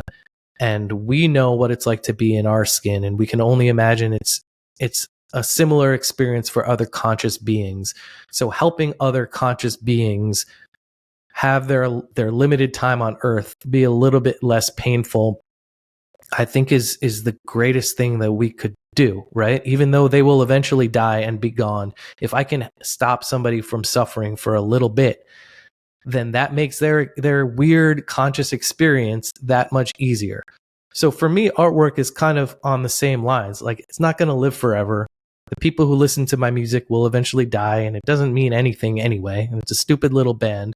But if it could make somebody examine their consciousness, maybe be a little bit at ease with some emotions that they're having, maybe have a moment of feeling in awe about their life, then that's kind of like me helping them out, right? It's kind of like me taking their pain away a little bit. And I think that's cool. I like to make other people's experience on this planet maybe a little easier, because I want my life to be a little easier. I want somebody to be able to take my pain away if I'm in pain. So if I could do that for somebody else, what else do we have, right? Like, you know, I don't know if that matters in the end, but what I do know is it'll make somebody's conscious experience a little better. And ultimately, I do value that. Yeah. That's an interesting way to frame it, because you basically condensed the entirety of kind of your artistic philosophy, and you framed it in a way around the kind of the notion of our own mortality. I like the way that you framed it around that, because yeah, I agree with you in that legacy is incredibly subjective. I think too many people fixate on it, and you know, we do share similar upbringings, of course. And I would like for my personal legacy to resonate the same way with people if I can just be remembered for, to your point, somehow empathizing in other people's pain and being able to relieve them of that, even if it's just through words, even if it's through, you know, we would love for it to be art, but I think we are human beings at the end of the day, and people tend to forget that. Like the facade of whatever you represent as a singer, you know, when you take that away, you still are a human being who has had very specific experiences throughout life. And I think we forget that sometimes, relating back to how we were talking about technology earlier and how technology is so proliferated in everything we do. We forget about the human experience, because you're making it for the purity of art right now too, in terms of the art that you're making. You know, I have two interesting trajectories here. I want to segue into kind of my ultimate point, and it's more philosophical. But before I go there, I want to touch back on nostalgia briefly. That nostalgia being, you were also in the Dance Dance music video for Fall Out Boy, as well as having done, I know, very random, but you will see I am very random, having a few of these cameos. Another two-part question. What were those experiences like, you know, working with some of those bands that people are also very familiar with? And then do you still keep in touch with any of those dudes? Yeah, I mean, I love it. I mean, back then we were all young bands in the mix with everything. And sometimes I feel like I was like the Forrest Gump of the emo scene. Like, I was just around so much stuff. Like, for instance, like I remember this vividly. I was really good friends with Mikey Way from My Chemical Romance. And when I started Armor for Sleep, I had the demo out, and I wanted to actually have a bass player in the band. So Mikey was going to come over and practice to be the first person, aside from me, to be in the band. And the day before practice, he called me up.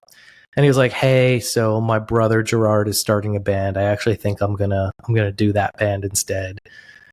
And I was like, "Cool, good luck." But like, you know, we were all just friends growing up, and it's been awesome to see everyone's trajectories. And I do keep in touch with a lot of them. For instance, I was really good friends with Anthony Green back in the day, but over the course of time, you know, maybe I don't like call him every day or maybe a couple years will go by, like we'll still like whatever DM a couple times. But I remember I went to see his band, The Sound of Animals, Fighting, play a show. And I was backstage. I just saw him, just gave him a hug.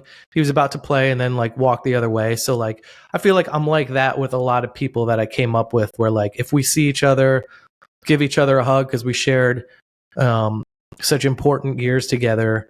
And I think, that's special to me, even if we're not like best friends in the world, having dinner together every night. Yeah. And it was a very interesting time that we all shared with each other. And I know me and a lot of these other bands all feel connected to each other because we were all there for each other at that time, before we would go on to do what we did. My connection with these other guys, whether it's Pete and Patrick and all those guys from Fall Out Boy, or the My Chem guys, or Taking Back Sunday, were a band we came up with, I feel like we all shared a part of our lives together before the scene really blew up. And, there's always going to be that shared respect. And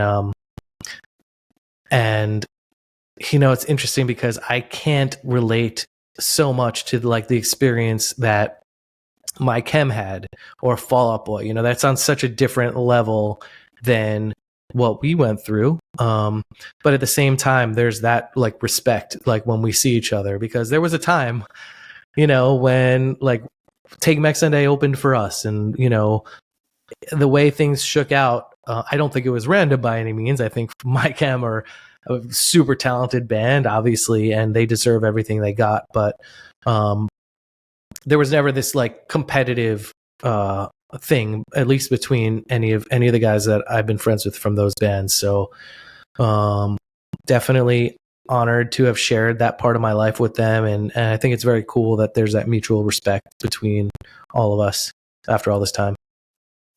Absolutely. And just looking at it objectively, if we were to zoom out, or if you were to take my perspective of just zooming out from the scene as a whole, there's no doubt that Armor for Sleep is so integral, not only from a time and place perspective, just absolutely from the contribution that was made. So the common thread is absolutely there. So I think you having been in it and having seen, the subtle differences, but from my perspective, if there is a scene historian one day, an emo historian, and they were to analyze not only that period of time, but whatever becomes of emo in the future, certainly Armor for Sleep will be solidified. There's no denying that.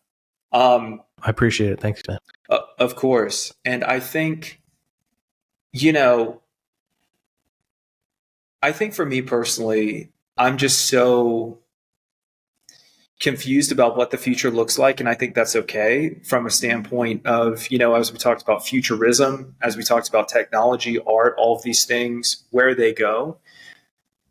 But what makes me optimistic, and I know this is a bit of a random segue, is the possibility that extraterrestrials will reveal themselves. And I have another exciting two-part question for you. I want to know if extraterrestrials, because we talked about esotericism playing a theme in your newest album. We talked about a little bit about occultism, things like that. Have extraterrestrials in any capacity played a role in any of the art that you've made? And then from there, I'd just like to talk generally about the concept a little bit and your beliefs. To answer your question, I mean, probably. I was very obsessed with aliens and the UFO phenomenon when I was growing up. And, actually, talk about my upbringing. I think even before shows like Ancient Aliens and stuff, I remember telling my rabbis, this sounds like it's just aliens that have visited us. You know what I mean? Like maybe that's what the burning bush was and all this stuff. And interesting from my perspective, because like I said, my dad is a scientist and very pragmatic. And he kind of as much as I wanted to believe all of that stuff and was always like, no, aliens have definitely been here. My dad would always play devil's advocate and would say, like, why would the aliens go through all this trouble to just fly by us and to, so my dad would explain to me just how vast the universe is, how great of distances there are between stars. He's like, what alien civilization would figure out how to traverse millions of light years, get to Earth, and then crash and, have their bodies be collected? Like, I think their technology would be so much further. So he just got me thinking about that side of the coin. So I can go either way with it. And I would say I have been following very closely the recent whistleblower stories in the news. What's his name? Grosh or David? That's it, David Grosh. Yeah. Very interesting. And I feel like I've been waiting for somebody like that to come forward because his pedigree is so, he is such a respected individual in military in military wings, and his security clearance has been top of the line, and nobody like that has come out yet. So I got really excited when he came out, but I'm also a bit skeptical, just specifically in regards to that. Like, he does not have any direct evidence. It's a lot of hearsay, and so to me, I'm like, like I want there to be that smoking gun. So for me, that story is a little bit unsolved right now in my head, but I go back and forth about my personal beliefs about aliens. One half of me wants to think we're in some zoo where, we're placed here intentionally, because it doesn't make sense to me that we haven't come across other communications from other civilizations yet, or we haven't seen no signs or signatures of aliens yet. It's really weird, and I feel like it's really unlikely that we haven't detected that yet. So are we just placed on this Earth without any observable alien civilizations because that was intentional? And so I've thought that for a while. And then I've also thought, well, maybe we haven't detected anything because there literally isn't anything. And that's also terrifying. Maybe life is such a rare occurrence that we were the one and only. And as likely as that sounds, we don't have any proof otherwise at this point. So yeah, I go back and forth. What do you think? Well, there's definitely there's a commonality between us, in also that there's a thread of existential dread. I think if you go back to the beginning of your discography, certainly, it's grappling with the idea of mortality, as we talked about earlier in the interview. But then now we're kind of getting into a bigger and broader perspective, right? Like, what is outside this perception, this traditional perception of heaven? Okay. And what is outside of that? Could there be an alternative explanation? So my perspective is also, to your point earlier about how you explained it, maybe through Judaism as well, in that I'm really obsessed with the Book of Enoch. And the Book of Enoch is non-canonical, but that being said, it basically describes this entire situation as, look, the great-grandfather of Noah effectively was communicating with extraterrestrials. They took him up in a spaceship. They made him an angel, Metatron. Or perhaps they basically just, took him up in a spaceship and he was like, peace, I'm out. And then Ancient Aliens, I think, also goes into this a little bit as well, where they talk about Noah being half extraterrestrial. His father was actually an extraterrestrial altogether.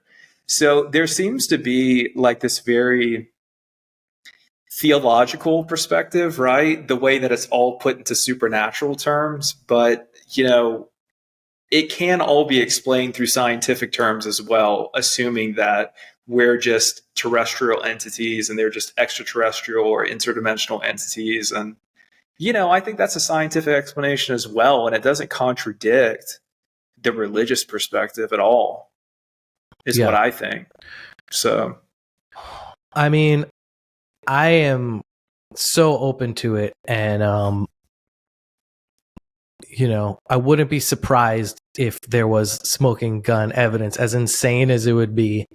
But I'm just like, man, just like I was so ready to jump on board with this whistleblower stuff and be like, that's it, that's what we've been waiting for.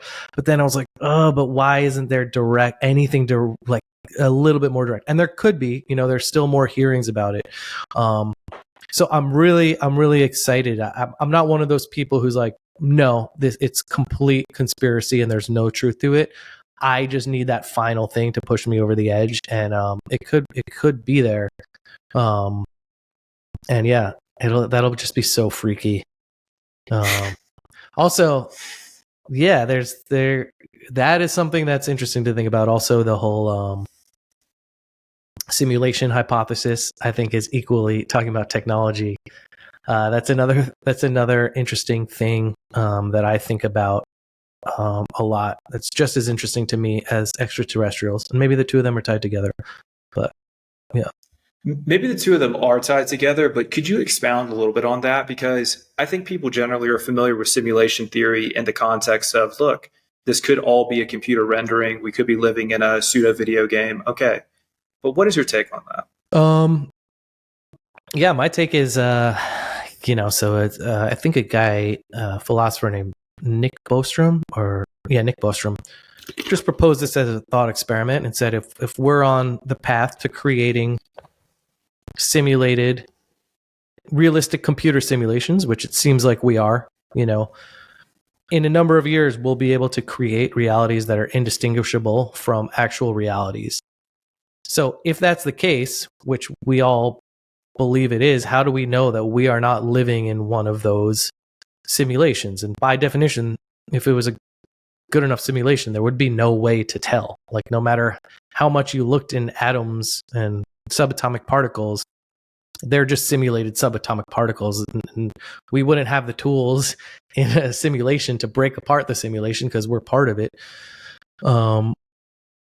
It's also basically unprovable if that were the case. Some scientists have thought of interesting ways to be able to prove it, even if it were true. But yeah, it could be. But I think ultimately that would just be something that would be an interesting thing to think about until eventually we die. I don't think anyone is coming to gonna figure that out at any point soon. It's just a fun little thought experiment to think about. And well, be that as it may, because you're familiar with Nick Bostrom, be that as it may, maybe we won't find out in our lifetime. Because again, it goes back to, we are in a very finite kind of reality, aren't we? Are you a transhumanist in the sense of, given the opportunity to augment your body with machinery, cybernetics, neurological implants, would you be interested? And would you, Neuralink is obviously one example of a technology that's going to be implemented, but would you be on board with that? What are your thoughts? I mean, a short answer to that question is yeah, sure. I have a question for you. And again, I don't think this will be realistic in our lifetimes, but what if you could upload your consciousness to a server and you could still be you, but outside of your body, living indefinitely? Would you choose that? It concerns me based on the fact that I do think the one thing that humans have, we touched on this, right? I think ultimately we make art. That's all we do. Everything else is a facade. But I think the other thing, and you probably read this, is we do have a soul. And that is something I firmly believe. And that doesn't necessarily tie into my religious beliefs, but I generally believe that humans have a soul, and not every entity in this universe possesses a soul, whatever that looks like. This ability to transcend into another plane of existence, for example, could be unique to humans. And that's one hypothesis as to why extraterrestrials, for example, find us fascinating. Hypothetically, right? But I don't think I would upload my consciousness personally, because I think you would live on in a bit of a purgatory. I don't think that you would actually be transcending into whatever that next potential realm of existence would be. I think you would just exist in this state of perpetual, it could be perpetual bliss. It could be like a virtual reality type scenario, and you'd be having the time of your life, but there must be something so human that only humans can do in terms of the spirit world, right? And maybe that's a choice we'll all have to make. Like once we're cybernetically enhanced and our brains are basically computers, maybe we'll reach a moment where we say, okay, this is it. We can either do this forever and plug ourselves into the cloud and live forever, or we can choose to transcend, however that looks. Maybe it's by passing away organically. What do you think? Yeah, I don't know. A part of me would like to do it. A part of me, I don't know. A part of me also thinks my consciousness is probably more tied to my biology than I think, like for instance, my physical brain is probably degrading over the years. I think everyone's brain shrinks, right? So my mental capacity is shrinking. So my ability to be conscious and love and think about all these things is diminishing. Maybe you could say diminishing or just changing over the years because my physical organs are changing as I get older, right? So like, I don't think my consciousness can necessarily be removed from it and still be considered me. Like my hunk of meat that my consciousness is stuck inside of might be also a part of it. So I'm not sure uploading it to a computer would be the same thing. It would be just a simulated version of myself. Now, to play devil's advocate with myself, maybe you could simulate a similar neurological degradation for my consciousness. So it would be a simulated version of my consciousness deteriorating, and maybe that would be me. But yeah, I think like you said, it would be some kind of weird purgatory to be stuck in there forever. And then like, who wants to live forever? Like, I don't think I'd be happy living forever. So if you don't wish to live forever, what do you wish, or let's say, what do you hypothesize the next realm is like? Because again, this actually goes back to your earlier work, whether you realize it or not. I mean, you talk about, I always looked at, whoever the person was and what to do when you were dead was this kind of transcendent entity. And you explained the rationality behind, you're there, you're in bliss, but you're not with the people you love. But the bonus track on that album, Very Invisible, was really interesting to me. And I think ties into what we're talking about. And it's just like kind of this, correct me if I'm wrong, but it's like kind of this haunting, like this entity that kind of. Yeah. So tie that in. That's like if a vengeful. Can. Really? Yeah. So, well, twofold. One is that I don't know. I think for most of my life, I would have said, I think there's probably nothing when you die, right? It's like someone turns off the lights. Now I think I've shifted a little bit, and I will say I don't know. I don't know what it is. Maybe when you die, it's like the Matrix. You like wake up in a cocoon, and you're like, whatever. So I don't know. But what I will say, and to tie this back to Judaism, is our rabbis taught us in conservative Judaism, the afterlife is not like a heaven. What they taught us is that afterlife, as the way they interpret it, is how your name lives on by the good deeds that you do when you're here. So what I like to think about for my quote unquote afterlife is, and again, talking about doing good deeds, is who have I helped along the way? And will my name be remembered after I die? Not in like an egotistical way, like will people worship my name, but like, will people remember me because I made their lives easier, because I helped other people who were alive? So for me, that's how I want to live my life. And by the time I die, I hope I've helped enough people maybe ease their existence so that I've made their lives easier. And that's honestly all the afterlife that I want. And I hope I have a family and friends who, have appreciated me when I was alive. And so that's the only afterlife I really think is real that I can control, because I don't know about what matrix I'm going to wake up in, or if there's going to be an interdimensional alien that's going to take my hand when, you know, the light goes off. But I know I can control being a good person here. And, you know, I hope I can do that. And I know we can't help everyone out. And, you know, there's still a guy who, you know, when my car stops at the red light, who asks me for change, and, you know, I still sometimes turn up the music or look away, and there are ways that I can be better. But, you know, I hope to leave a legacy of having at least helped some people, for whatever that's worth. Yeah. Well, honestly, that's sensible. It's something I can relate to too, because I've always felt immense amount of pain, if you will, for, I don't know. I mean, for example, always wanting to be as compassionate as possible all the time, knowing it's not feasible, and knowing that there is so much pain in the world and not being able to rectify it is sometimes mentally anguishing.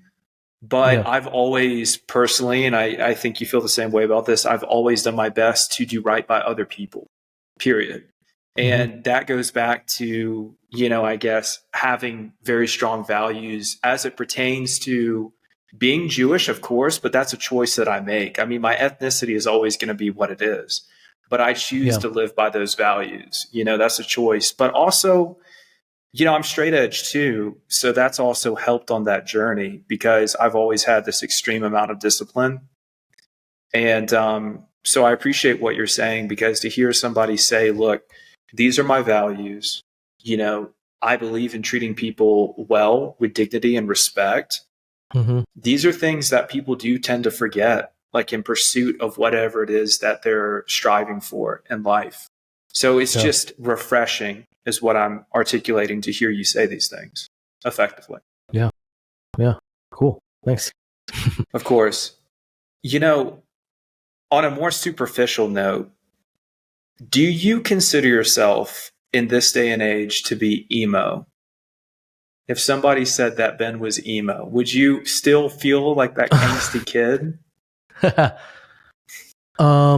So no, maybe in my daily life when I'm going about my business, no.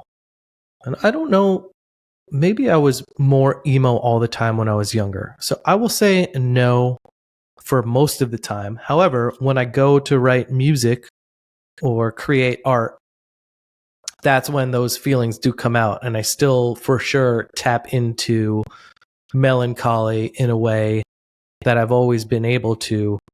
But walking around for my everyday life, like, you know, thinking about waking up and going to the gym and walking the dogs, I would say no, I'm not emo most of the day. I reserve that for when I go and be artistic. And I don't know, you know, actually it's not only for those times. I think I have more control of it now. Maybe it's just living in modern day life. I've just learned to sequester those moments for when I want them to be there. I guess is a good answer to the question. Well, it is a good answer, but I think it's interesting because so many people, like, you have a rather immense, you know, amount of experience within this artistic medium, you know, and a large discography. A lot of people eventually, maybe it's conscious, maybe it's something they're going through in life, they become happier and they start referencing happier motifs. So that's really where my question comes from, because for me personally, I'm getting darker. Maybe I'm getting darker, or maybe I'm just understanding that part of myself more. So that's kind of my next point to that question is, do you feel like when you reference your emotions now, when you're making work, are they still dark? Yes. Always dark. And I've tried to write happy songs. It always comes out weird. I think there's always a part of me for the stuff that I write that I find most interesting when it's coming from, a darker or a more melancholy part of my emotions and my experience as a human being. And, actually, it's funny, when Armor had the biggest break, when I was in my marriage, I wondered that about myself. I was like, have I become happy, and am I not going to be able to tap into that anymore? I say it's funny because I think a lot of aspects about my relationship were actually not real. So that happiness that I was feeling, I feel like was almost fraudulent. So now thinking back on it, I'm like, you know what? Maybe I wasn't happy. Maybe this was some weird era in my life. So I think, that darker side of me is always going to be there. And that's okay. Like I said, I'm in an awesome relationship now, but, that doesn't mean that I can't still tap into the darker sides of life, and, and I need art to express it, but that doesn't mean that I'm not able to do my daily responsibilities. And I have a partner now who respects that part of me. That makes perfect sense. That articulates exactly what I was asking, because, as we get older, we have to function in a more responsible manner. Maybe it's for virtue of our families, or to your point, a partnership, significant other. But, as an individual, I would think that you still are able to sequester yourself and tap into that well, Yep. Call it emo. That's what people do. It's superficial, but that darker well, because I know I certainly do. I try to remain functional, of course, but you write about your anxiety and your experiences with anxiety. So I think this is also a good segue from that previous point. Could you tell me more about that? About my anxiety? Yeah, just in the general sense. Or do you experience... Is that what you asked about? About how I deal with that? Bouts of anxiety or depression, things of that nature. Yeah, there are... I deal with it by understanding that there are ways to deal with it that work for me.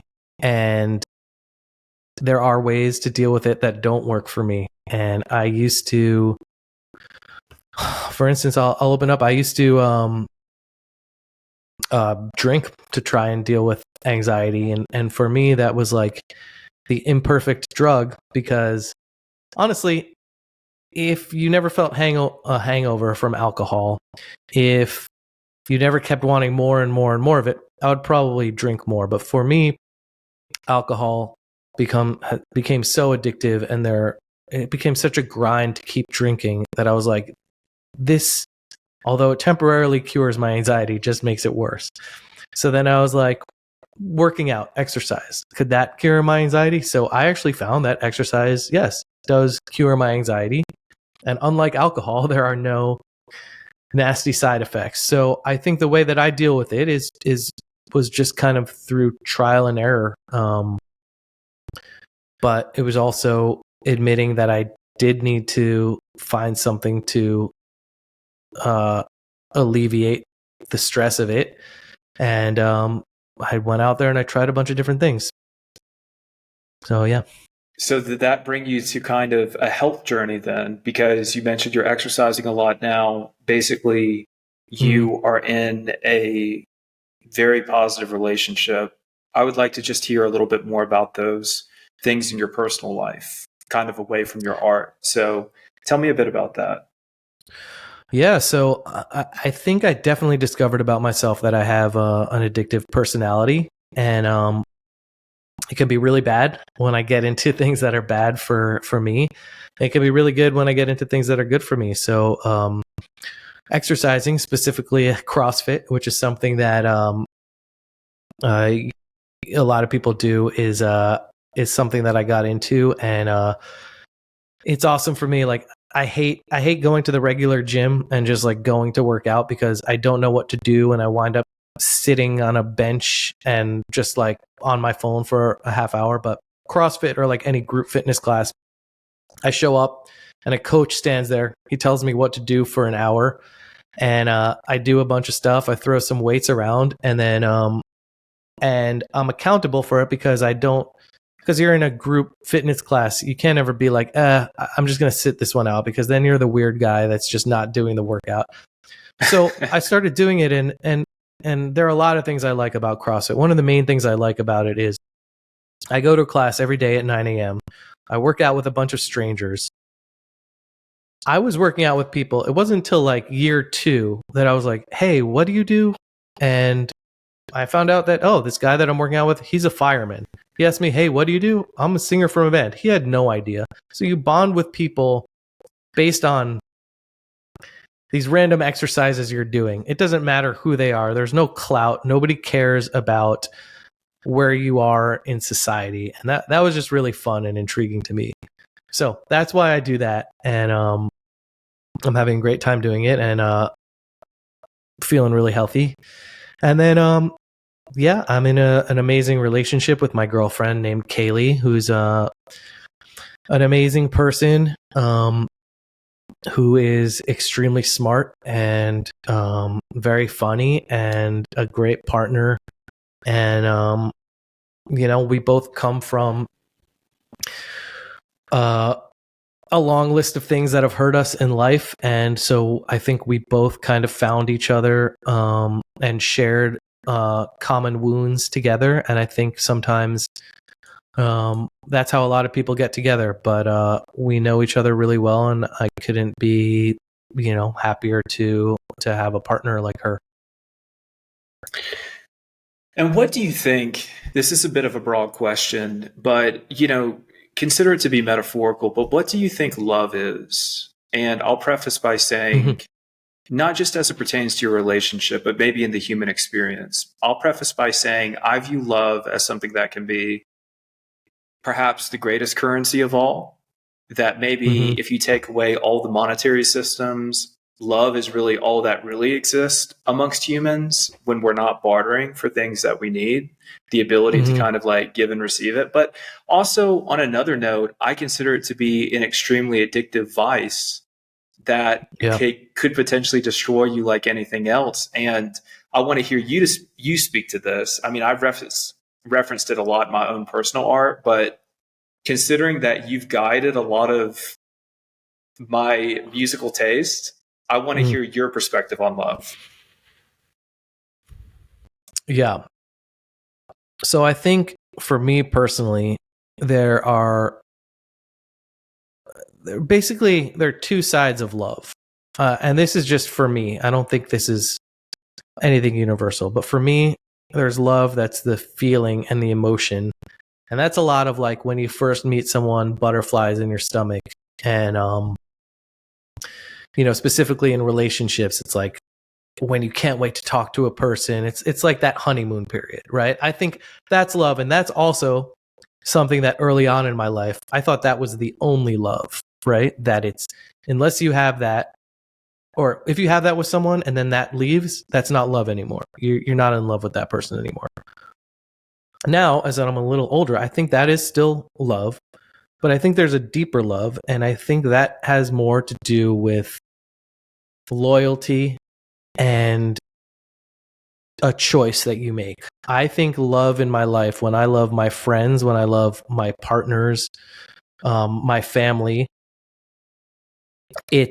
I am making a vow that I'm going to be there for you and you're going to be there for me when we don't want to, because I love you. And usually the first feeling has been there at some point, but this is more like a vow to be loyal to them through thick and thin through life. And so thankfully in my personal relationship, the first kind of love is there, but also I think that second kind of love is more important for me, because I think a lot of people forget how important that is. And especially in where social media is now, a lot of people want instant gratification, and they think that when love number one is gone, it's over, and they don't have the grit to stick it out for when things suck, and I'm really happy in my partnership. We have an understanding that we're going to be loyal to each other, and that's just when I think when I'm in a relationship with someone and we have that sussed out, that second kind of love too, that we're going to be there and we kind of like take an oath for each other. I think that to me feels like really cool. That's what all my best friends have. It's like, we're going to be here for each other no matter what we go through. And that to me is a deeper love than the first kind, which is kind of a flash in the pan, which is also cool and really special. But I love that more long term. You're going to ride it out with someone. Understood. No, it's profound to hear you say that. So if you could go back to your younger self, let's say when you were at the most angst-ridden, whatever point that was in your life, knowing what you know now as it pertains to love and relationships, maybe it was when you were even writing What to Do When You're Dead, possibly. What would you go back and tell yourself if you could just meet your younger self and look him face to face? He's got long hair. He's wearing a black hoodie. What do you say to Ben? I think the answer to that is I wouldn't say anything, because ultimately I was in so much pain then. I think a lot of it was not loving myself enough. And what I mean by that is I wonder if I got hurt by so many people because I needed so much love from other people. And when they let me down, I got really hurt. And I think if you're really confident in who you are and you're really good at making yourself happy, that's harder to happen to. You know what I mean? Because you know that ultimately you can make yourself happy. You're not dependent on other people's validation. So I guess I would like to go back and teach myself that, at a younger age, because it would have saved me heartache. But I also know that I needed to go through those experiences to get to where I am now. There was no shortcut to getting to where I am now. I had to go through all the heartbreak that I've been through for me to realize that I'm the only person that I need. And it's great to have a partner, and I love having a partner, but ultimately I don't think I'll ever be in a place again that I can't get out on my own, and I think a lot of people, I suppose, might get themselves hurt because maybe they're in a relationship where they're not on their own 2 feet. So if the relationship breaks down, their life gets ruined. And I've been there too, and I know how much that sucks. So yeah, maybe I would try and instill a little bit more self-worth into a younger version of myself, even though I know that wouldn't quite be possible.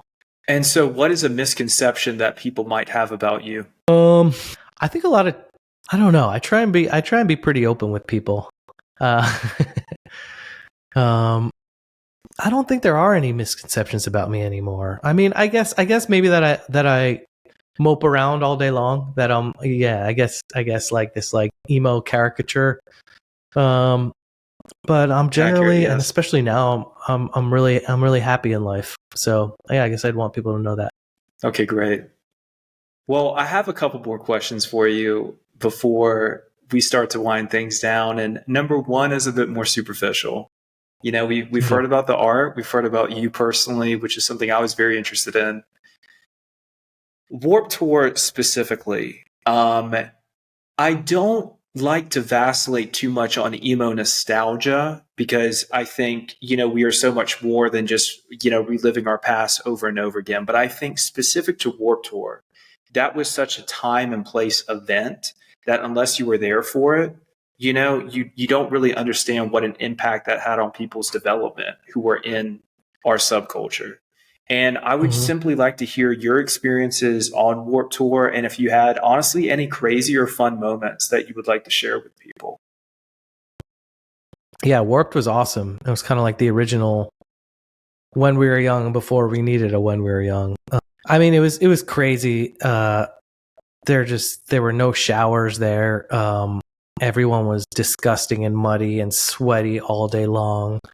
But yeah, it was one of the most memorable parts of that era.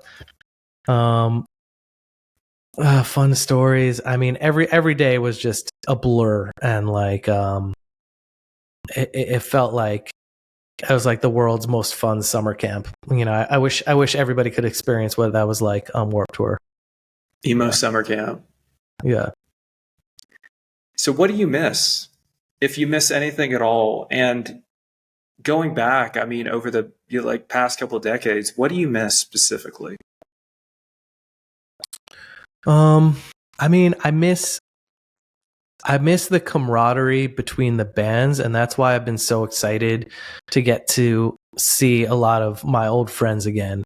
You know, like when we toured with Hawthorne Heights and Dashboard Confessional, like I really had been missing, you know, seeing our peers again. And, you know, because we have such a shared experience together coming from this world that I missed hanging out with these guys. So being able to get to do that again has been awesome and has made me realize how much I miss that in my life. So what are you working on now? Outside of Armor? Could be both. A little bit of both. So on Armor, I'm working on some new music, trying to find a way or a time to record that. And then I've got a movie that I wrote that is I can't really talk that much about, but I think it's fingers crossed to close to getting to a good spot, and then I may have just finished writing another one, so hoping to get some movement on those things. Start another chapter of my life. Well, it sounds fantastic. And looping back to Armor for Sleep and the tour going forward, what's next for Armor for Sleep specifically in terms of touring, in terms of kind of what's next? Yeah, so the first thing we have coming up at the end of September is Furnace Fest in Birmingham, Alabama. Lots of actually like really like hardcore and heavy bands are playing it, so that should be fun. And then our tour starts in October, the 20-year anniversary for Dream to Make Believe, and that'll go through December. And then next year we're playing the Emo's Not Dead cruise with Yellow Card and Census Fail and August Burns Red, and that's at the end of February. And then I think in the fall we'll try and maybe hook up with some other bands that we're friends with and tour with them. And then maybe the fall after that, we got some fun stuff planned too. Wow. So you're looking out a few years effectively. It's safe to say that you're looking out years, right? Yeah, for sure. Which is exciting. Well, I think it's exciting for people like me, right? Because I want to participate. Thanks, man. I don't want there to be hiatus. I want you guys to keep making music and keep, putting out really cool stuff. Well, excellent.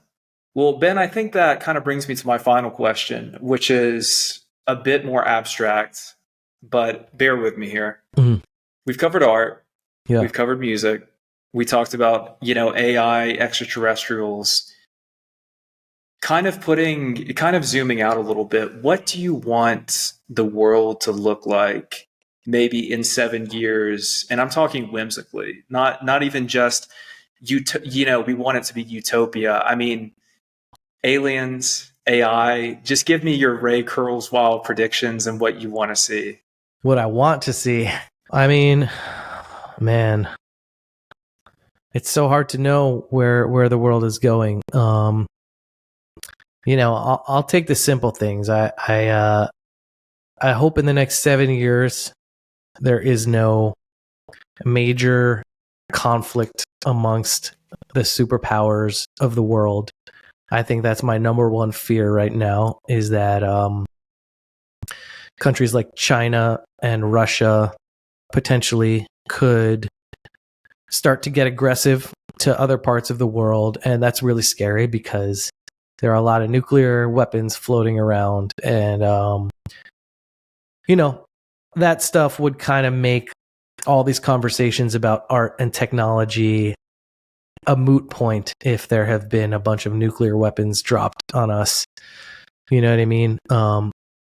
So yeah, my wish is that in the next 10, 20 years, there is no major catastrophic world war, I guess. Aside from that, I'll take anything weird happening with AI. I'll take aliens, as long as there's no nuclear war. That's honestly my biggest fear for us as a civilization coming up. So, yeah. Understood. Yeah, I think it is in the back of people's minds. You know, what is all of this we're fighting for if we're still going to behave in a way that isn't progressive? You know, violence and all of these concepts have become outdated. And I'm like you in that regard. I hope that we'll be able to see these things come to fruition, such as, you know, AI and extraterrestrials and things like that. But yeah, we'll see what happens. But I'm looking forward to it just like you are. Yeah, man. So we'll see. Well, Ben, I got to say, man, before we get going, it's been an absolute pleasure to Thanks, brother. Yeah. Thank you so much for having me, man. Absolutely. On this inaugural episode, on a personal note, have always found actually, you know, it's taken me this amount of time to actually have this conversation with you, but a lot of symmetry